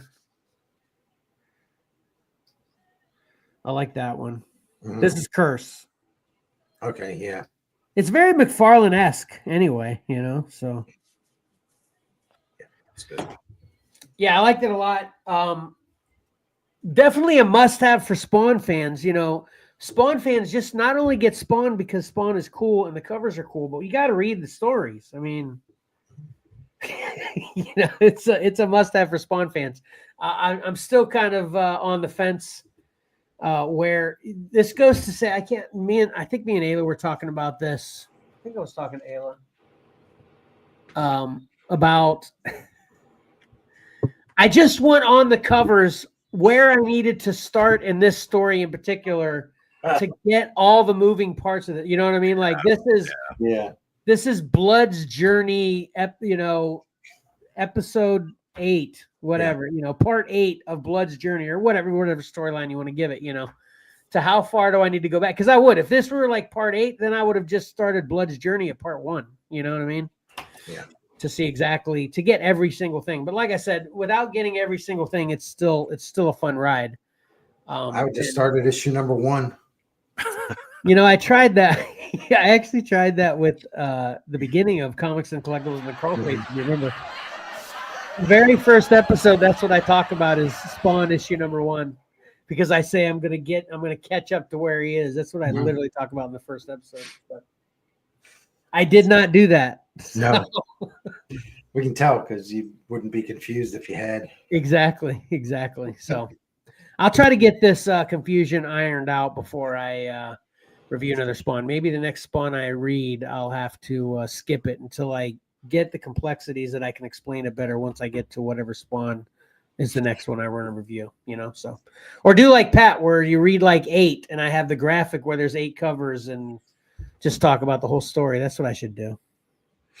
Should be more like Pat in all ways anyway. So. All right, but yeah.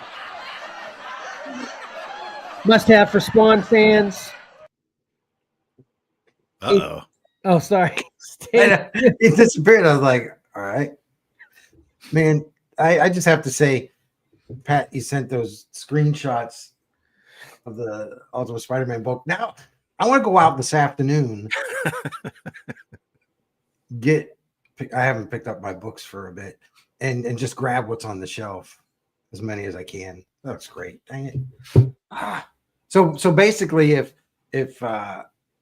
you had anything, how's that thing go? If you wanted to tell your past self something, like Kevin would say, look, keep up with Spawn. Right. And I would say, don't stop at issue 7 for Ultimate. Yeah. What all Ultimates are you getting, Pat? Just Spider-Man, the Ultimates. Is that it? Yeah, is that it? That's it. I'm getting Wolverine, Ultimate Wolverine. Oh, right. And they just had the one shot that was like like a special, had Nick Fury on the cover. That was a good issue too. I tell you what, the way he set the Ultimate Universe up with the Maker and all the Makers' heads all over the world, which a lot of them are known heroes and villains in the 616.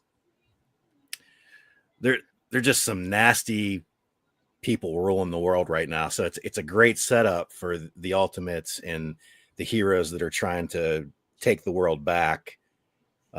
It's heroes and villains, but it's on this huge global scale, and hopefully it'll all work out. They're a year in, 12 more months till the Maker is released from this prison, and then we'll see what happens. You know, I'm sure it'll be a big event. You don't have to buy 1,000 books, and and then I'll say see ya.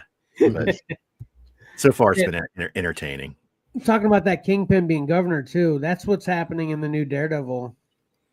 Seems like it, yeah. Mayor of New York, yeah. Yeah, mayor, yeah. Looks awesome. Can't wait to I'm actually, as you guys have seen, I'm watching season 1. It's you won't regret it, man. It's really good. Yeah. Just go watch the Daredevil, She-Hulk, or Echo parts. I didn't care for any of the Daredevils in both of those. Just don't worry about it. Yeah. In my opinion. I'm watching Daredevil, and then what's Iron Fist? I watch Iron Fist as well, and Punisher. I'll watch that. So yeah. And then the what's the other one, Pat? Where they teamed them all up? Defenders. Yeah, Defenders. Yeah. We're gonna watch that. That's pretty good too. Yeah. I can do that. Say it again. I can do that. All before season 4. Yeah. When is that? June? No. Sooner. No American Primeval for you. No. No Gladiator 2 for you. No rewatching Beetlejuice or The Lighthouse for you either. You can't. You just gotta focus. Focus. Yeah. It's tough. So, all right, Pat. Mini Maxi question inbound, right? That's right.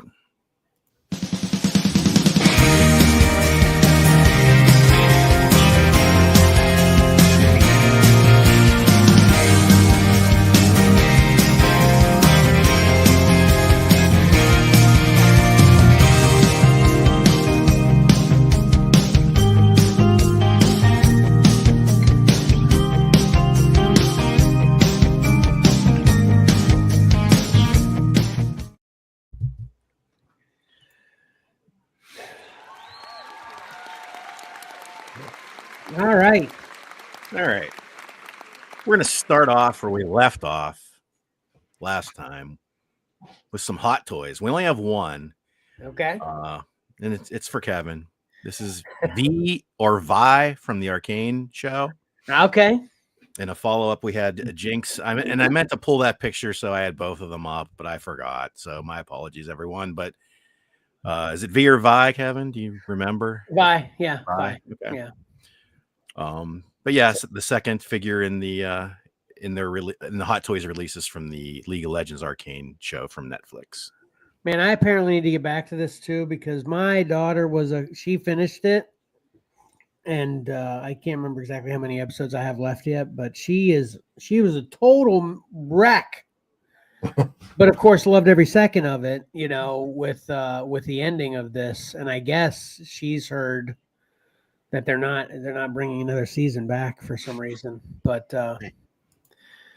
and she's definitely the character everyone loves in the show the most as well. So okay, so she's the good one, I guess. No. Well, like I think I might have mentioned it when I reviewed what I did watch the show. It's complicated, you know. Okay. So, but I definitely wouldn't define her as good. That's definitely what I wouldn't define her as. As far as where I was in the show, definitely wouldn't define her as that yet. You know? Okay. Her tattoo is a Roman numeral 6. So is it 6 or Vi? On her cheek. Good point. You know what I mean? Yeah. Maybe there's a play on her name and then That's true. Yeah. I don't know. But yeah, I think I remember her name was Violet or something like that. Yeah. Okay. Price retailing at $280 for your Hot Toys as usual. Expensive. Hey, anybody watching this that we're butchering the name of this character, go ahead and correct us in the comments. I can handle it. I mean, it's been 4 weeks since I reviewed that, so that checks out as far as what I remember. Vi6? Who knows? Something slightly less expensive, but or equally expensive. You get the exclusive. That is Mondo's Clayface figure from Batman the Animated Series, 1/6 scale, which would put him at the 12. What would it be, 6-inch figure? But he's a big guy. No, he's 12 inch. But he's even bigger than 12 because he's a large, oversized figure. So the regular version is $260. And you can see in this pack out what's regular and what's exclusive. The exclusive has some alternate head swap outs and some alternate torso effects and hands. The exclusive is already sold out, so too bad for you there. You can pick it up on the secondary market. Just some cool action shots here. He's very cool. Here he is with that effect with Batman coming out of his torso. That's awesome. Yeah. They do a good job. Expensive, but good. All right. McFarlane news. We have a wave of DC Multiverse Collector's Edition figures coming out. First, we have Captain Cold. Oh, there he is with his pack outs. 3 swap out heads or portraits and some hands and gun in his card. There he is with a little glamour shot. Next up in the line, we have Guy Gardner. Everyone's annoying favorite Green Lantern. Right. Here is with his pack outs with the bowl cut haircut. You can swap. He's going to be in the new Superman, right? We saw him him in the new Superman. Yeah. Mm-hmm. Hey, I just looked this up before we get too far from it. It is. Yeah, her name is Violet. Okay. So it's Vi, but yeah, with that Roman numeral VI on it, maybe they changed it, it evolved or something, but the 2 sisters in it. Oh, wow, man. You know what? It's so weird. I'm confusing something else. So Violet and Powder becomes Jinx, the bad one. So Violet is the good one. Yeah. Okay. But she looks very, I'm an idiot. Anybody that's watching this, I apologize for insulting your sensibilities. I guarantee I did that because, Jinx, Powder becomes Jinx, and Jinx is the one that is the super popular one that's complicated. Vi is the quote unquote good one. Yeah. So, okay. And really, Haley Steinfeld is the voice for her too. Yeah. Okay. Yeah, see, you're making me wish even more that I would have remembered to put the other one on here so we could take a look at both of them. She was the one with the big shark gun, right? Yeah, exactly. That's Jinx. Yeah, right. Yeah. Okay. It's all coming back to me now. Yeah. Okay, anyway, continue on with where we were. Who sings that song? The Titanic. Yeah. Yes. Yeah. It's all coming back. Exactly what popped into my head. Yeah. Right from Celine to the Guy Gardner again. There he is. Like I said, you can swap out his bowl cut. I was trying to find that weird open mouth teeth head. I couldn't find a picture of him where they were actually using that. In all the shots that showed that head, it almost looked like it was just like an open void. Right. It's hard to even see any gums or teeth in there. So I wanted to see a picture of it actually on the body, but I couldn't find one. What would be behind it if it's a fully open void, right? Yeah. Yeah. But there's his glamour shot. And speaking of glamour, the last one is Power Girl. She comes with Streaky, her pet cat. Streaky. I've never read any Power Girl stuff. Have you, Pat? Not really. I've read her on team books, but never her solo series. I really like looking at her. Card art looks like David Nakayama there for the card art. Yeah. There's her glamour shot. A streaky glamour shot. No, sorry. It was it's funny on one of the message boards or Facebook someplace I saw where they were announcing that these were up for pre-order, and wherever they put them up for pre-order, people were commenting, Power Girl's already sold out. And everyone's like Todd always says, female figures don't sell. Does he say that? Yeah, he does. As with no, sorry, go ahead, Kevin. I was just saying that doesn't make any sense. Yeah.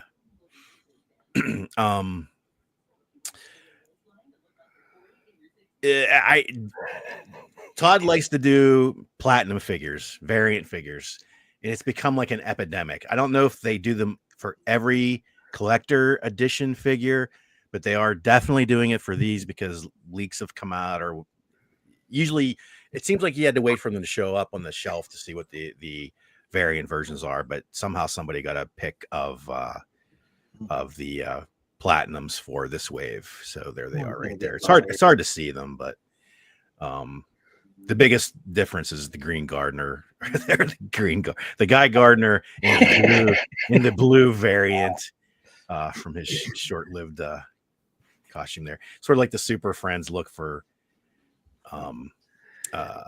Captain Cold with the blue skin, and looks like Power Girl comes with the jacket to be cover herself up a bit and be more modest. So, nice. It's what she wears when she goes to Justice League meetings, I think. She wants to be more revealing in battle, though. Yeah, man. Yeah, more distracting. Right. That's probably a really good strategy, actually. Yeah, probably is. Also from McFarlane, they had shown these before, but they went up for pre-order just yesterday, and that's the latest wave of superpower figures. I'm just trying to see a price. I meant to say the price on these guys. That's the typical $30 for the Platinum series, or for the collector's edition figures. I think that like the normal DCU figures are like $24.95. These are $29.95 or $29.99 or whatever. Just because they call them collector's edition. Back to superpowers. There's this latest wave. And these had been revealed before at like a convention or something. And I didn't pick up on the fact, but that Lobo is, I think he looks good, but he seems way out of place for the superpowers line, in my opinion. Mm-hmm. He looks like the animated Justice League Unlimited Superman animated show Lobo to me. I think he doesn't look like a superpowers figure, and nor does the card art that they're using in there to fit with the superpowers. Yeah, it doesn't. Yeah, it doesn't fit. Yeah. Yeah, the superpowers stuff, it's traditional. It looks wholesome and real clean, and then you get Lobo. Yeah. And literally doesn't fit figuratively and literally because he covers the superpowers logo.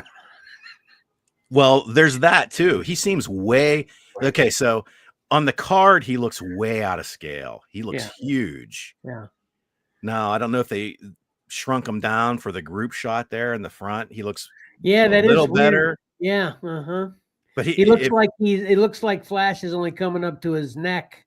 Yeah, card to card, but when they're standing beside each other, they're much closer in proportion. Yeah, I actually, I pulled up I figured who's the biggest figure they've done on superpowers, Darkseid, and I grabbed a shot of him, and his blister bubble doesn't go nearly as high up on his card. So if the true scale of these figures is what we're seeing on the blister cards in the rear there, Lobo's gonna end up being bigger than Darkseid. No, Todd's never been that concerned with scale.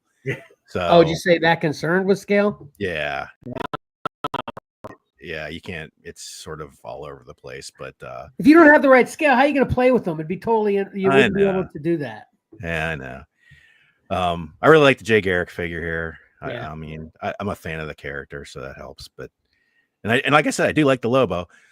There are they've been doing 2 chase figures in their waves, and they're typically some Batman, Superman variant, and we know what they are because, excuse me, from the reveal way back when at the convention that I talked about, and that's an unmasked Batman in a regeneration suit Superman, black suit Superman. So I don't like unmasked Batman figures. Never have. yeah, so there's that. Yeah. These guys are typically $9.99, $10 retail. I don't know if they've had a price increase, but that's what they were. That's what they usually have been. All right, moving on to Hasbro. They had in the past 2 weeks, they've had 2 fan streams. The first was a Marvel Legends fan stream, followed up this past week by a Star Wars fan stream. So we'll cover Marvel first. And the first thing they showed was a Jean Grey on an X-Men retro card with her X Factor outfit to match the Cyclops that they recently did. So I guess they're trying to go down the line and do the original X Factor lineup in these X costumes.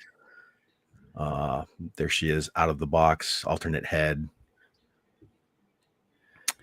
2 alternate hands, and a little bit of telekinesis effect parts. A little bit. Just a little. Where's that go? I think on her head. I think I had a shot.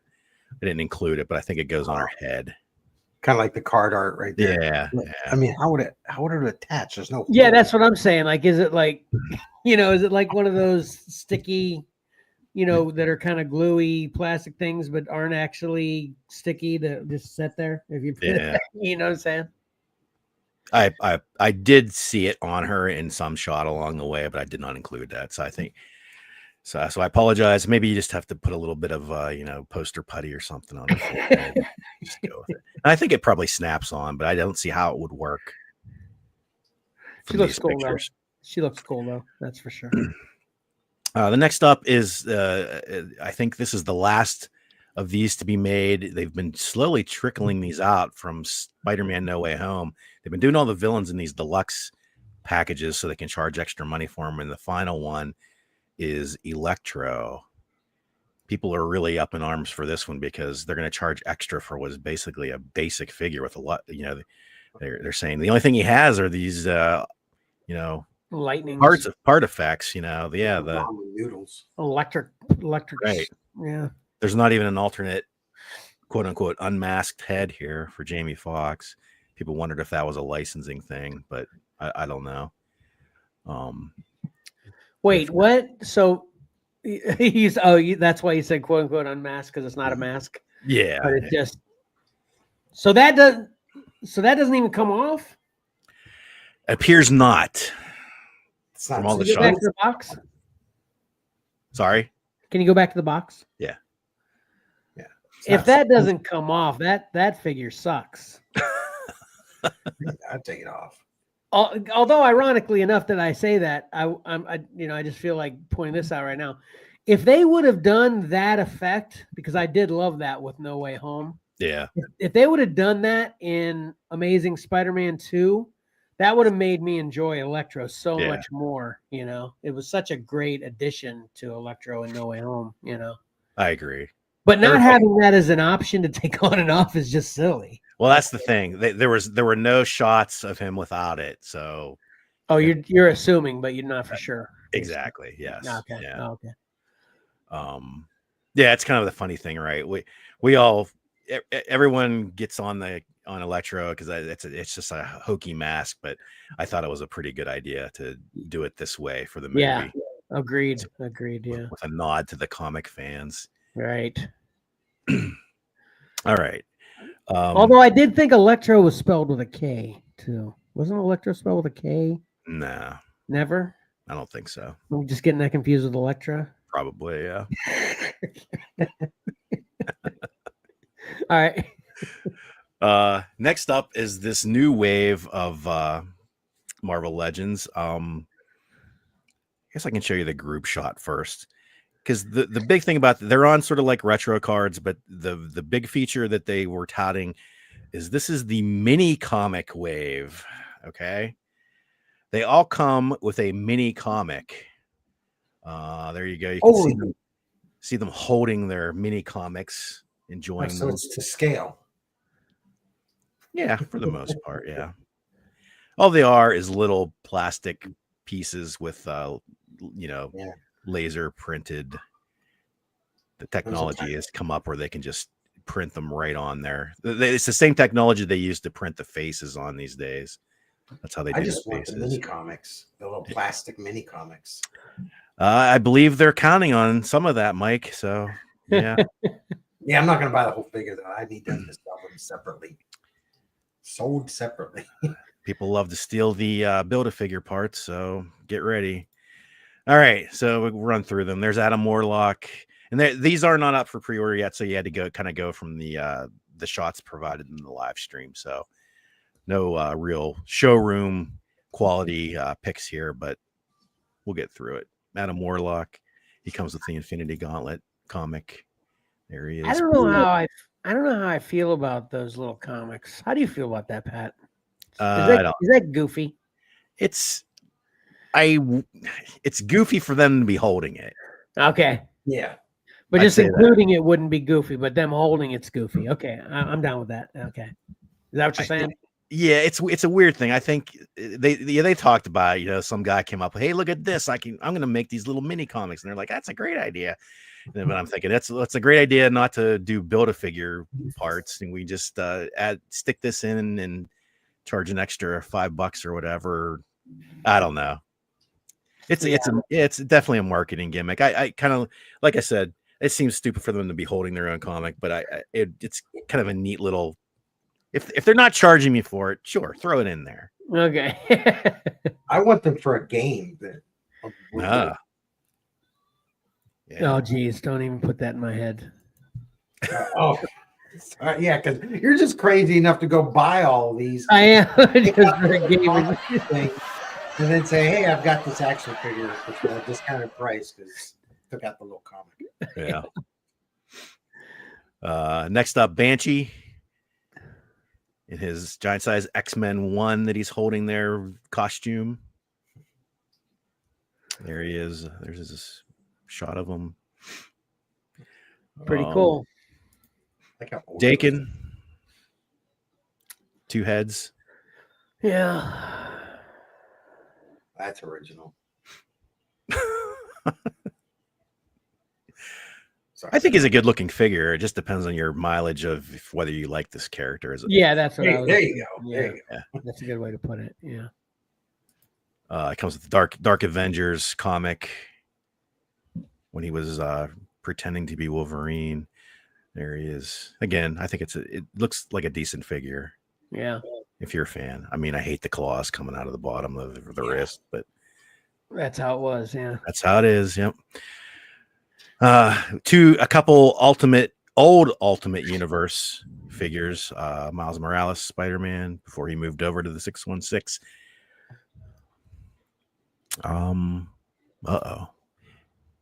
Picture missing. I don't think I have a picture of him out of packaging. Well, he is standing beside the package. Standing there beside the package, yeah. But I thought I did have a picture of him just on his own. That's okay. You get the idea. And we have also you can see him right beside there from the Ultimate Universe is Ultimate Iron Man. And there is his shot. Never a huge fan of this armor. Yeah, I don't like it either. And the big winner of the wave for me is finally, we talked about him before. It's Rom. So there we get him looking lovingly at his own comic book. Back of the comic for Kevin. Front of the comic. Pretty cool. That's pretty cool. Yeah, but there's the whole wave carded, and like we showed before, and there they are out of packaging, hanging out with their comics, as we do.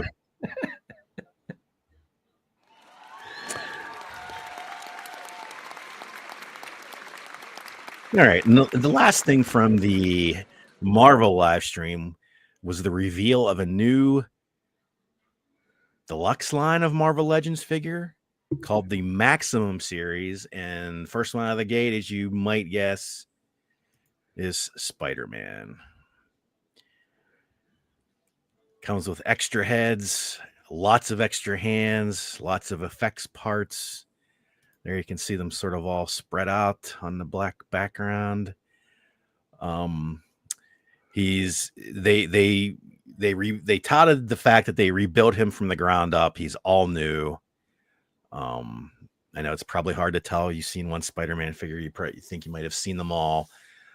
They're talking maximum articulation, maximum posability, and they did get him in some pretty recognizable shots that we'll show here.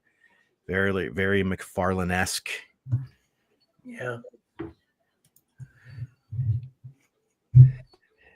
So, the big mystery surrounding these Maximum series figures is what is the maximum price you would pay for these guys, because they did not announce a price during the live stream and he's not up for pre-order yet. So everyone's wondering just how much these figures are going to be. The normal Marvel Legends are currently $24.95, I believe. And then we go up from there depending on size and exclusivity and so things like that. So I don't know. I think in order for people to purchase this line to be a success, they can't be more than $39.99, but I feel like they could be. So I don't know. Can you go back to that pose Spider-Man? Yep. So I'm not sure. Go to the other one too, please. How those knees, and then go to the box, become those knees. Yeah, it's all in that joint system. I can't remember what they call them. It doesn't look like they'd collapse on themselves right in that picture. You know what I mean? Sometimes with joints like that and toys, they actually pull out. Okay. And then you bend them, and then when you unbend them, you push them back in. Oh, okay. That checks out. Okay. Interesting. Okay. I mean, I don't know.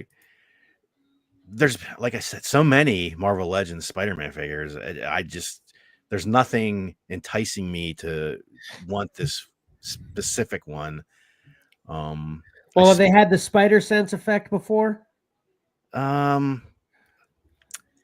I can't say for certain. There's the big seller then right there. That's probably yeah, I don't know. I think I'm trying to figure out the two different masked heads. I don't like the one that's on the body here, but I don't know. Yeah, I can't tell if it's the same one or not. It's hard to tell which one's which. Yeah, they look. I can't even tell the difference between them actually in general. Yeah, the one in the body there, I think the eyes are bigger and more white, which I don't like. I like more black around his eyes, which I think is on these ones. Okay. So, but I don't know.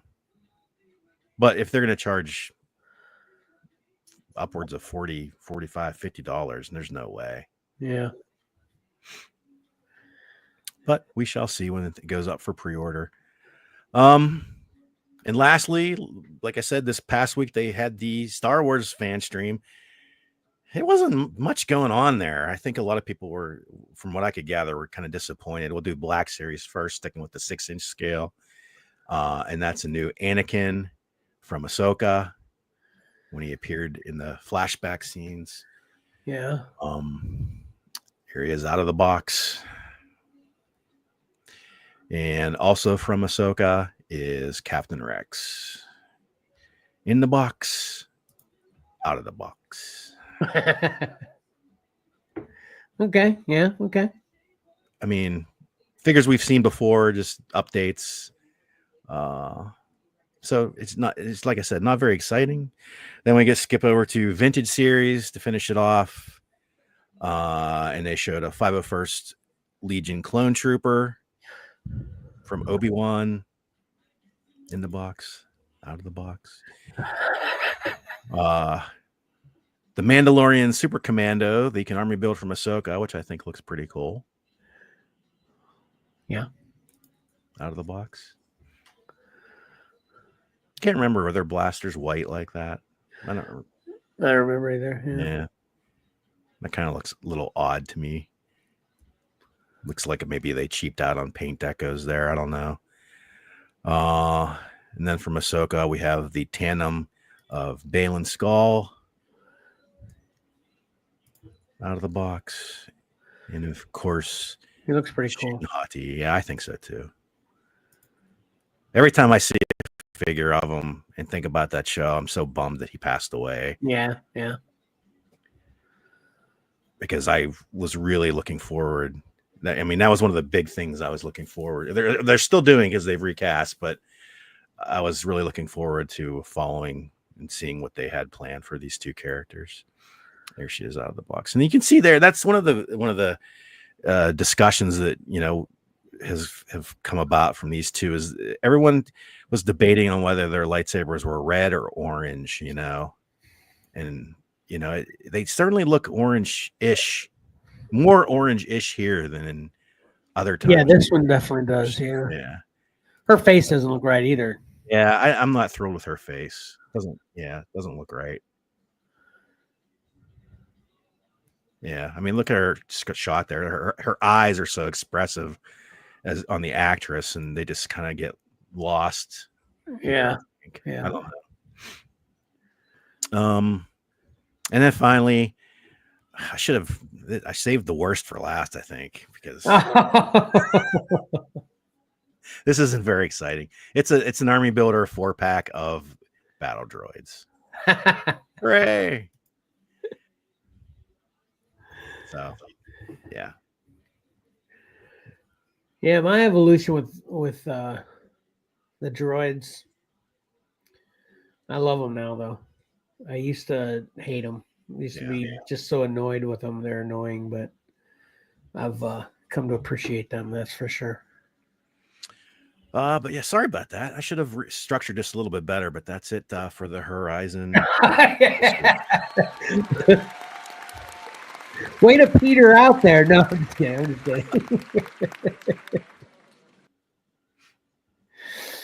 Oh, that was good though. I'll be right back. Sorry, guys. Okay. Yeah, that was a lot of good stuff. Mike, can you put that on my birthday's in July, so hook me up with a couple of those because that's the only way I'm going to be able to afford any of those. I appreciate it. You're muted, Mike. Yep, that's because the dog was whining. Yeah, no one could hear your commitment to buy those for me. What'd you say? Oh, is that what it is? The droids? Yeah. Yeah. Well, just the Star Wars ones in general. I'd love to have, Yeah. We talk about it all the time, love to have the space and the money to have a great. I wouldn't have them displayed like Tyler, though. Tyler's awesome with the way he has his displayed, but I would still just have mine on card. Yeah, I'd have a hard. Well, I don't know. I change. I've changed a lot. You could look at me 20 years ago. Yeah, I wouldn't take them off the card. And then, I think now I probably would. But then right before I went to do that, I'd probably change my mind and I wouldn't. Right. I'm so inconsistent. But I give Ty a lot of credit for committing to that. I was just thinking the checklist you would need for like all the Star Wars, the different lines, the Black Series, the retro, all this stuff. It's like, man, where do you start?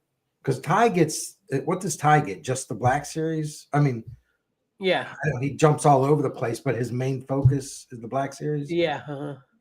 Well, no, he doesn't jump all over the place. Oh, he just gets Black Series. Yeah. Well, he jumped over a little bit. A couple of years ago, I got him some action figures for Christmas. Yeah, those are the only ones you got. He's got. Yeah, just he's got all this awesome stuff, and then these three little things over here. What are those? frustration of mine, you know. Yeah, he only collects the Black Series and then I think Marvel Legends. Yeah, so he doesn't really mess with anything. And I think it's more, since he displays them, it's more about the scale, which that's where I would be. I would just make sure I'm on the same scale, even if I got different products or, production companies, whatever, Is that how you kind of are, Pat? Or, well, you keep yours all on card and stuff, so you want them to be uniform that way, or you're just all over the place? Yeah, I haven't opened many figures lately. Let's just say that. I'm not sure what's making that choice. I don't know. Well, hey, we can keep changing our mind on everything all the time. That's what's fun about being a collector like us. And it, even though it may seem frustrating that, like you were just saying, Mike, about checklists and this, that, and the other, I feel like half the time that I spend just talking about comics in general with reorganizing is because I come up with a different way I want to do it. So I got to reorganize it in that new way. And then I change my mind, and then I reorganize in that way. And then I change, like that kind of thing, So that's half the fun with our nightmarish. Right. I was watching a podcast with some older guys that are collectors of, miscellaneous collectibles, and they were talking about how it's a mental illness. We have this addiction to wanting stuff, and people take advantage of that, But I did, I'd meant to mention this to you, Pat, too, because I don't know if these are the same guys that I referenced this about before, but remember when we were talking about a podcast like this with guys like this, if it's not the same ones, it might be the same, about how overpriced these brand name toys are, especially nostalgic ones for people that kind of target us specifically, our age bracket and our financial situations, as opposed to kids, Yeah. And he was pointing out that, he knows it's BS. They don't have to charge that much because you can go buy a, Paw Patrol dump truck or whatever, police car that's just as big as a Spider-Man, action figure or a Batmobile or whatever, he's thinking as far as materials and size are concerned. And this is, $10 and this is 50, that kind of thing. Do you think the answer to that question is pretty simple? Because this is what put in my head right away, is just the what's the word? Where they got to pay audience. No, licensing. I Licensing. think it's about licensing fees. Is that the simple answer to that, Pat? Or do you think that you agree with that guy that he thinks they way overcharge, they don't have to charge that much? Or do you think they do have to charge that much because licensing fees are ridiculous? No, because using that example, you still have to pay licensing fees for Paw Patrol, let's say. Mm-hmm. So everything has a licensing fee, unless the toy manufacturer owns the product, Right. Yeah. So yeah, I don't know.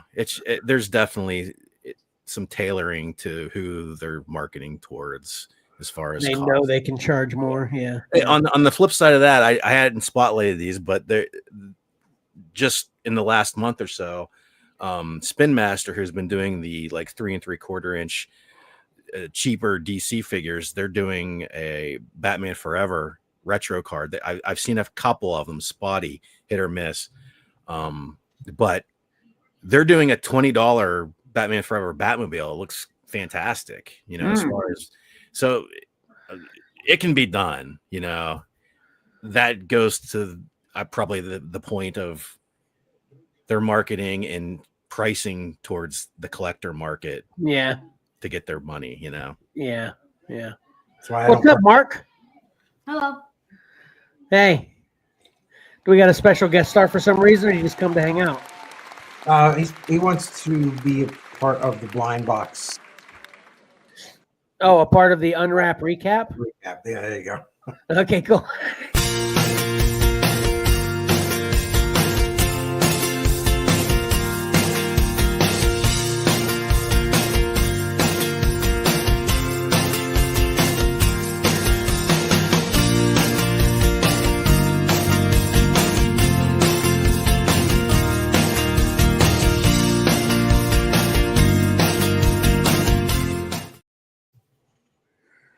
All right, awesome.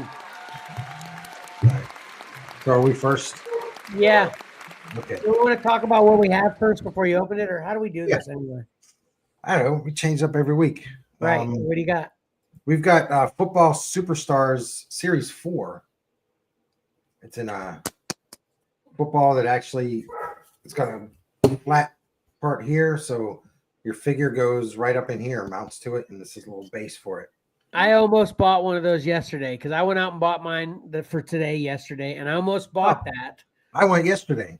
Nice. And I was totally, of course, thinking of Mark when I was going to buy it. And I was just like, oh, the last thing I opened was something for Mark. Incidentally, Mark, I don't know whether you saw I opened it for you last show, but it's currently at Xcellar. So when your dad gets down there to wrap up a Magneto pop that just sold, you can grab that too, Mike. But anyway, yeah, I was just going to grab that yesterday. So that's cool. Okay. Pat, what you got? I have Star Wars Doorables Series 2. Nice. Thanks to them going on clearance at Walmart. Nice. Yeah, I haven't found those. Where would those be in our Walmart, Mike? Since they took away that collectible aisle at the front. Where? I know our Walmart has like almost a whole row of stuff like this. Yeah, it's Is back it in by the aisle though? By the movies and Oh, Ours is in the all toy that, section. one of those maybe. yours is in the toy section, Pat? Yeah. Oh, really? Maybe by the video games. They These always are in the have clearance aisle. Oh, gotcha. Right. But the next series and other related Doorable stuff, mini brands, all the stuff like this, almost has like a half row dedicated to that stuff in our Walmart in the toy section. Okay. Well, like I said, since I was trying to consider, opening stuff that other people would want, I grabbed SpongeBob. These are the Chibi Snaps. Oh. Are those the wrist things? No. It better not be a cutie cuff, Kevin. No. Cutie cup, there they are. It's the little suction cup guy. Remember the last time I opened it, I got the Incredible Hulk and the She-Hulk. Yeah. The dark ones. Yeah. So that's what I got. Nice. So Ty's going to probably end up with these. So Cool. So go ahead, Mark. You're going to open yours first. Who are we looking for? Josh Allen or CJ Stroud. Okay. And there are some players that are listed or pictured on here. I don't know if it's only those ones that are available or those are just the ones they put on there. That's actually one of the factors too. I totally forgot about that as to why I didn't grab it because there's no Steeler on there, right? Yeah. There So isn't one on the outside, correct? There's no Steelers on the outside. Yeah. So that's what I was thinking. They better not have a no Steeler thing. We're looking at Josh Stroud or Josh Allen or CJ Stroud. Right. Nice. Here. Open it up here, buddy. Oh, yeah. Do you got a recap, Mike, while he's doing that? Yeah, Kevin did not review Silent. Oh, here we go. Oh, look at Michael. Oh, that's cool. It's good. Yeah. Ooh. Jordan Love, quarterback for the Green Bay Packers. Let me see that again. Okay. And then he also comes with a little football. Does that go in his hand? Yeah. Oh, there's a little thing for the feet. Oh, I want to see that all together.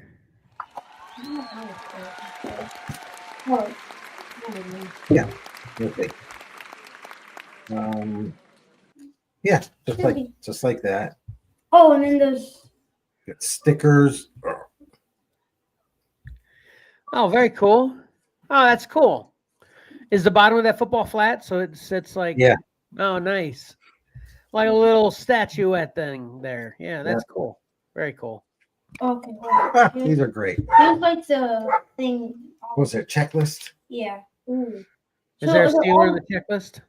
No, but they're all the same players, but like different kind of like. Yeah, let's turn that around. So, of course, there are your limited edition gold and blue. Who wants a blue transparent CJ Stroud? Yeah, I mean, Mark, are they marketing to kids? Would you like that, Mark? do you prefer the traditional colors? Oh. of the uniform and everything, or do you want one that's all blue or all gold? Normal. Exactly. Yep. All right. Well, we've got Jordan Love. We can check him off and try to get some other players. Nice. That's awesome. All right, what do you got, Pat? Sorry, they're all quarterbacks except for a couple. Okay. Well, with these guys, you get 4. You know, you open up the little Death Star. They're red now, and they're numbered too. So as soon as you can suss out what's going on. This is number 3. We'll see who number 3 is. Looks like Captain Rex. Oh, very cool. Number 7. Kevin also, to recap, did not talk about Skeleton Crew. Oh yeah, I didn't. Damn it. Hunter. Bad Batch. Nice. But I did watch the finale. We can talk about that next show. Number 11. Looks like Luke Skywalker doing a little force action. Nice. I'm not getting a very good clear shot. Sorry. Focus on that. And number 14, the old Mace Windu. Mace Windu. Man, those are cool. Dadgummits. Why they got to keep coming out with stuff? Yes, I like them more than a 55-year-old man should. Yeah, exactly.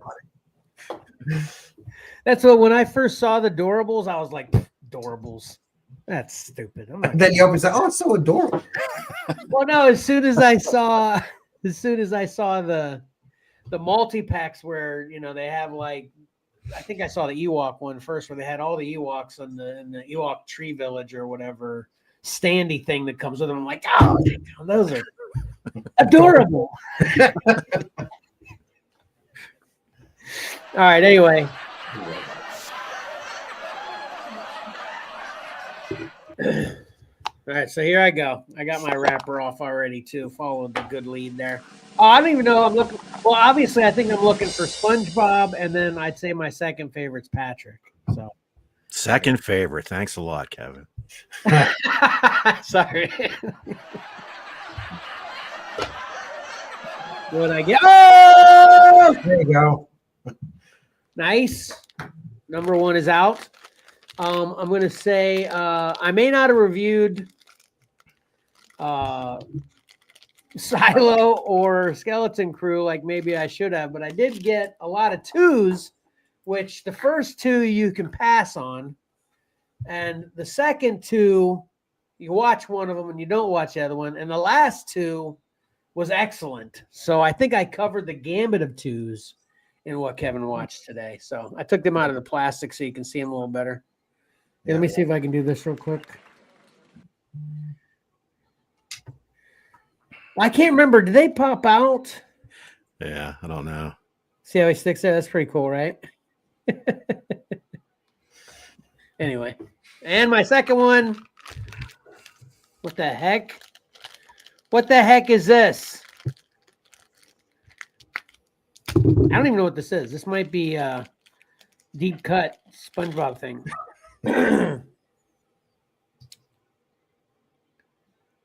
Okay. Yeah, but I didn't watch a lot of SpongeBob. You know what it is, Pat? No. Yeah, checklist. Yeah. Let me see what it says in the checklist. Bubble Buddy? Oh, is it Bubble? Is that a bubble? You get bubble action figure. It does have the you can't really see it. The you know how bubbles have that rainbowy type Oh yeah. glisten inside them? You can't really tell, but yeah, nice a little bit. it sucks though. Yeah. Never. So again, on my 2 here, I'm a winner at half of it. And incidentally, on my checklist, just a trivia real quick here. So I got Caveman Sponge in the checklist. Is Caveman SpongeBob. This is Caveman Patrick, actually. If you didn't know that. Different variations. And then Mermaid Man and Barnacle Boy, and then Leif Erikson SpongeBob, and then Squidward, and then Bubble Buddy, of course. But then the chase, of course, is a fry cook SpongeBob that's all gold that you wouldn't want. That sucks. I think we know what's happening here. These aren't really chases. These are cost saving measures, so they don't have to paint so many figures. Yeah. Because nobody wants those things. And then they say, look how special. Very nice. I didn't actually come up with that. I'm glad you did, Pat, because that totally checks out. That's true. So Terrible. So did you have anything else you wanted to say for the recap part of the show, Mike, in general? No, I'm trying to jar my cowbell, but I can't. There you go. That's what I was going to reference, something with the cowbell. Although cows didn't survive near as much in the show as I thought they would. So, no. Pat, did you have anything else? Don't forget to go back in time and keep ordering Ultimate Spider-Man. Nice. All right, cool. Karen, did you have anything? All right, cool. Let's wrap it up then. Let's literally wrap it up then. So please like, comment, subscribe, and hit that bell to get notifications. We'd really appreciate it. Follow Xcellar Comics on Facebook, Instagram, and X. And follow Xcellar_comics on TikTok if you still can. And you know what I realized the thing with TikTok is? So I got my new phone, TikTok is not in the marketplace at all anymore. So if you had TikTok already, you can watch TikTok, which I do have on my old phone, so I can still watch TikTok. But my new phone that I got, I can't download TikTok on it because it's not in the marketplace at all anymore. Oh. Yeah, they put a hold or something for. So 30 days, 90 days. Since we're speaking of TikTok, because it was threatening to go away, I tried my first one not on TikTok to do the pick 3 little reel on Facebook. So that's what's happening there. If anybody caught that reel from last week's pick 3. Mm-hmm. Oh, okay. Yeah. I saw that. So you're saying that's just on Facebook though, or what do you mean? Okay. I created it on Facebook under Reels, I believe. Maybe it was Instagram. Who knows? I can't keep track of these things. I know. Instagram and Facebook are both. Yeah, especially on Facebook and Instagram, they're the same. Yeah, right. Yeah. But who knows if Facebook is, or if TikTok is indeed coming back, I may start, trying to put them back on there again. Yeah, I think, that's still a we'll wait and see thing. Yeah, because I definitely couldn't download it. So there's going to be a lot of people that can't, because as soon as everybody has to get a new phone, that's how they're going to weed everybody out. Yeah, you get a new phone, it's not available. Yeah. All right. So then also check out what we have to offer on eBay at Xcellar_comics. And I do actually, Mike, I don't know whether you noticed this, I actually have 25 new listings put up on eBay in the last couple days. So nice. I have not looked. That's cool. Yeah. And then watch our shows on the Whatnot app, which that's another one. I've actually done 4 shows in the last month now. I've got a show scheduled for tonight, 8 p.m. Eastern Standard Time. I'm definitely going to have a show tonight. I don't know if it'll exactly be at 8, but I'm definitely going to have a show today. So if you can go there and bookmark that, we'd greatly appreciate it. And then you can help support the show and everything we do and plan to do through Patreon at patreon.com/XcellarComics. And then join us tomorrow for our next episode of the preview. And then join us Monday for our first episode of Cover Combat 11.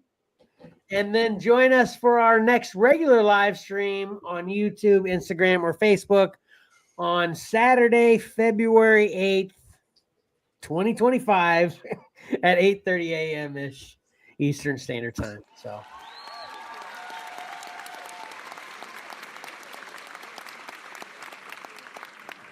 that will do it. Great job today, guys. Mike, you got anything else? No. Hold on.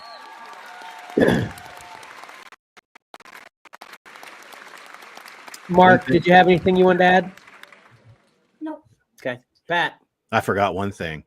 Today, once again, is the Butler Area Toy Show happening at the Clearview Mall. So if you're up in my neck of the woods, from 11 to 4. Come check them out and see if there's any good toys on your horizon.